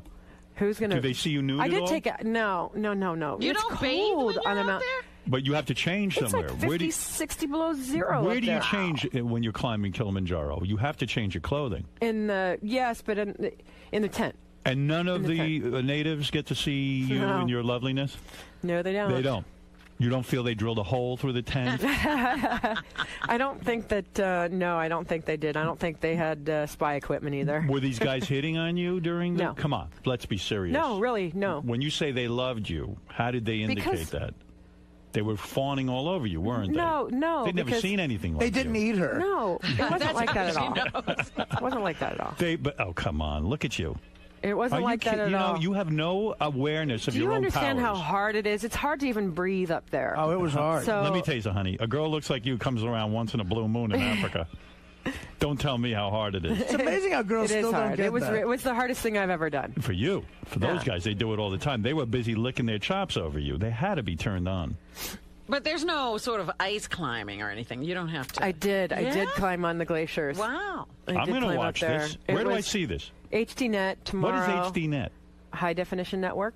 What channel is that on my TV? It's one of those channels on your cable system. I know it's one of those channels I'm never going to find. You will. I watch Mark Cuban owns the HDNet station all the time. HDNet. Mm-hmm. Was Cuban there with you? No. He didn't put the moves on you? No. That would be a good score. Kilimanjaro. Mm-hmm. So you climbed up there, and how long are you up there? What do you do once you get up there? It took us 8 days to get to the top. And then what? Yeah. What do you do when you get to the top? Well, it's a volcano. Most people don't actually make it over to the volcano side. They just go straight for the sign, which is on the other side of the mountain. And so I decided. My brother couldn't even make it, and his wife didn't make it. The third day, we lost our camera guy to acute mountain sickness, Did you altitude have to sickness. use oxygen and No. stuff? No? Wow. But you can't. Did you feel good? You can't. I felt great. That the cameraman can't make it, and We you teased could? him so much. You didn't Even puke? her brother couldn't make it. My brother made it to the summit, but he didn't make it over to the actual People volcano. die doing this thing. All the time. People Wow, die. Look at you. It's one of the most misunderstood mountains because of that. Because they think that they can get up there and it's nothing, but really you can get hypothermia and die in a second up there. That's why you've got that rockin' hard body. Because I like doing all this stuff. Yeah, because you do all this extreme stuff, you got to admit. Well, I work out. Your ass is as tight as a drum. I mean, let's be honest. I work at it. Do you think your ass will change a lot with this pregnancy? I think it'll go back just fine. Oh, let's hope. I pray to God for that. I really do. I'll come back on and I'll have the Please. girls do a fashion show for you, Howard, when I have my whole line together. And you'll come in and you'll show us your ass to prove to us that a woman can do it. I've never been one to show my ass out there except in pictures. Right. Boy, if You I know was, me, I don't dress like that. I always dress conservative. Yes, you do. You should show it off a little bit if you got it. Flaunt it. Yeah. Used to say to Angie, "Why do you dress so conservative? You got it." But listen, she's humble. Now, did you think you should have been invited to Howard's wedding? No. No? Well, we don't. We listen. But you're friends. Why would I do we're that? friendly, but we don't hang out, right? No, You can't do that's that. I'm a awkward. married man. Oh, That's I'm a married awkward. man. That's You're married now. You weren't married Oh. then. I was wondering if she was going to be at the wedding, and I don't want Angie at the surprised wedding. when I she want was want her not other there. places, Yeah, but sure. not at the You wedding. want to invite exes to the wedding. Yeah, that That's a would be good good. move. That would go over well. First of Well, all, it's Hollywood. You're so insensitive, Robin. You know it would have been torture for her to watch the love of her life get married. I mean, I don't want to. She loves Beth? She's in love with Beth. I always do say that about you, Howard. I always say that you were the one that got away. I am. Well, you moved away. It wasn't I my did. problem. That was you. You couldn't get out of town fast enough. we heard the tires scream. Yeah. You want Howard to leave? Just tell him you're going to climb Kilimanjaro. I was like, hey, what happened to Angie? I was having a great time, and now she's out of town. She goes, by the way, I have to leave. I'm going back to L.A. Like, what do you mean? You just moved to New York. No, I determined it would be better for me. Oh, my goodness. So there it is. Mary Ann from Brooklyn. Hi, you're on the air with Angie God. Everhart. Watch Conquering Kilimanjaro with Angie Everhart. She's like Jane from Tarzan and Jane. She shows up in Africa. A redheaded goddess, and she wears a loincloth, and she parades around. Howard, she seems like the perfect non-match for you. Thank God you got that, though. I mean, what's going on? Well, I mean, was it only sexual chemistry, Angie? Because Howard's into chess and being quiet. He doesn't like flying. He doesn't like heights. He doesn't like climbing. I mean, it's absurd. Well, Angie could go do her own thing. From tall to short. I mean, that's crazy. No, listen, everybody has their own interests. It doesn't mean you can't find mutual interests. It seems like a very we had a great relationship. We Howard did. And We had a good time. We had a lot of fun together. This is Joe Pesci on the phone. Actually. Trust me, if you can't have fun with Angie, there's something wrong with you. But you would have had a problem with her always going off to climb Kilimanjaro. I would have missed her. Yes, it would have been hard. I'm very possessive. You would have went with her. No, I wouldn't. Sure. No, in fact, Angie was my Kilimanjaro. She's a beautiful girl, and I Beautiful. wish her She's a well, great but girl. it's not She really your is. type, Howard. You have your type. Yeah. Beth is your type. Beth is my type. Beth is his type. Beth is my type, clearly. Christian, go ahead. You're on the air in Boston. Hey, Howard, 2 questions. The most important one first. Could you please describe Angie's breasts for us? Well, Angie, as she says to you, is very conservative dressing-wise. In fact, she's wearing a brown vest. Blazer. Could you take I'm wearing a sweater vest. She's wearing a sweater vest. But I just saw a little bit, and it seems quite massive. And Angie has quite beautiful breasts, so I can imagine that they're very beautiful, extra large now. So it wouldn't be odd to ask her to just take off the vest. I mean, it's just a vest, right? It would be odd. It would be very uncomfortable at this point. Okay, I'll ask her for you. Angie, would you take off your vest? When would you start? Yeah, sure, Joe Schmo. When will you start producing milk, do you think? I don't know. I think when the baby comes out, it's like 4 or 5 days after. Will you breastfeed? Yes. You 4 will. or 5 days after. What's the baby supposed to eat for that time? That's what I was told. That's what I said. I'm like, how long does it take? You better read a few books about this stuff. No, that's what they told me. They're like, it sometimes takes 4 days. Angie is correct. Actually, this little weird shit comes out of your... it's pre-milk, right? Yeah, it's like weird stuff comes out of your titties. Colostrum. Colostrum. There you go. I knew there was a name for it. So, other question, Howard. How does Beth feel when Angie comes on and you're interviewing her? I mean, some of your discussions obviously kind of candid about your Beth has never voiced any complaint about Angie coming on. She's married to She's you. married to me. And happily married. Why would she have a problem with it? We just had a beautiful week together. We climbed nothing. We jumped out of nothing. Climbed on each other. Yeah, we sat there and stared at each other in the wall. It's not like I do these things every single day of my life. It was a one-time thing that I really wanted to do, and it was awesome. In the in the time that I had with Angie, she was busy running off to various places, though, many times. Yes. She had vacations. She was in, where were you, where'd you call me from? Bali, she's in. He's never going there. Bali? Oh, man. You saw what happened there, tsunami. That's Bali back. I would never go. You only want one Bali in the name. Howard, Howard, you told me that when you were done doing all the radio, that you were going to travel. Sure. You were going to travel the world. I was just saying that to get in your pants. Wise up. I just wanted you. Go ahead. Yeah. You're not really a traveler? You really don't want to do that? I don't want to go anywhere, Angie. I want to just stay home and... He's a veal. I'm a veal. My mother raised me like a veal. There's not a muscle in my body. Yeah, go ahead. When you climbed Angie, Howard, did you make it to the volcano side? Yes, I sure did. Well, listen. Explored everything. I'm quite the explorer. Angie, I did explore, didn't I? Let's be honest. All right, listen. Conquering Kilimanjaro. I will watch this. I'll tell you why. For a couple of reasons. Nor if it was some dude climbing a mountain, I wouldn't give 2 shits about it. But the fact of the matter that it's you climbing the mountain, and what are you wearing in the special? Do you know? Do you remember? Yes, winter coats. Oh, it's freezing up there. Well, are there any? Well, we start off. You have all the different climates.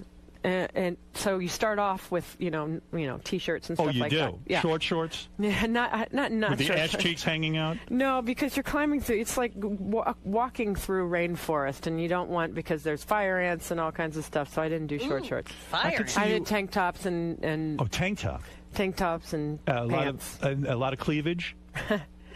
I have never really showed a lot of cleavage when I wear clothes. Angie, we're trying to sell a show here. Just say your titties. Tank right tops. Now. What do you topless. Tank tops. All right.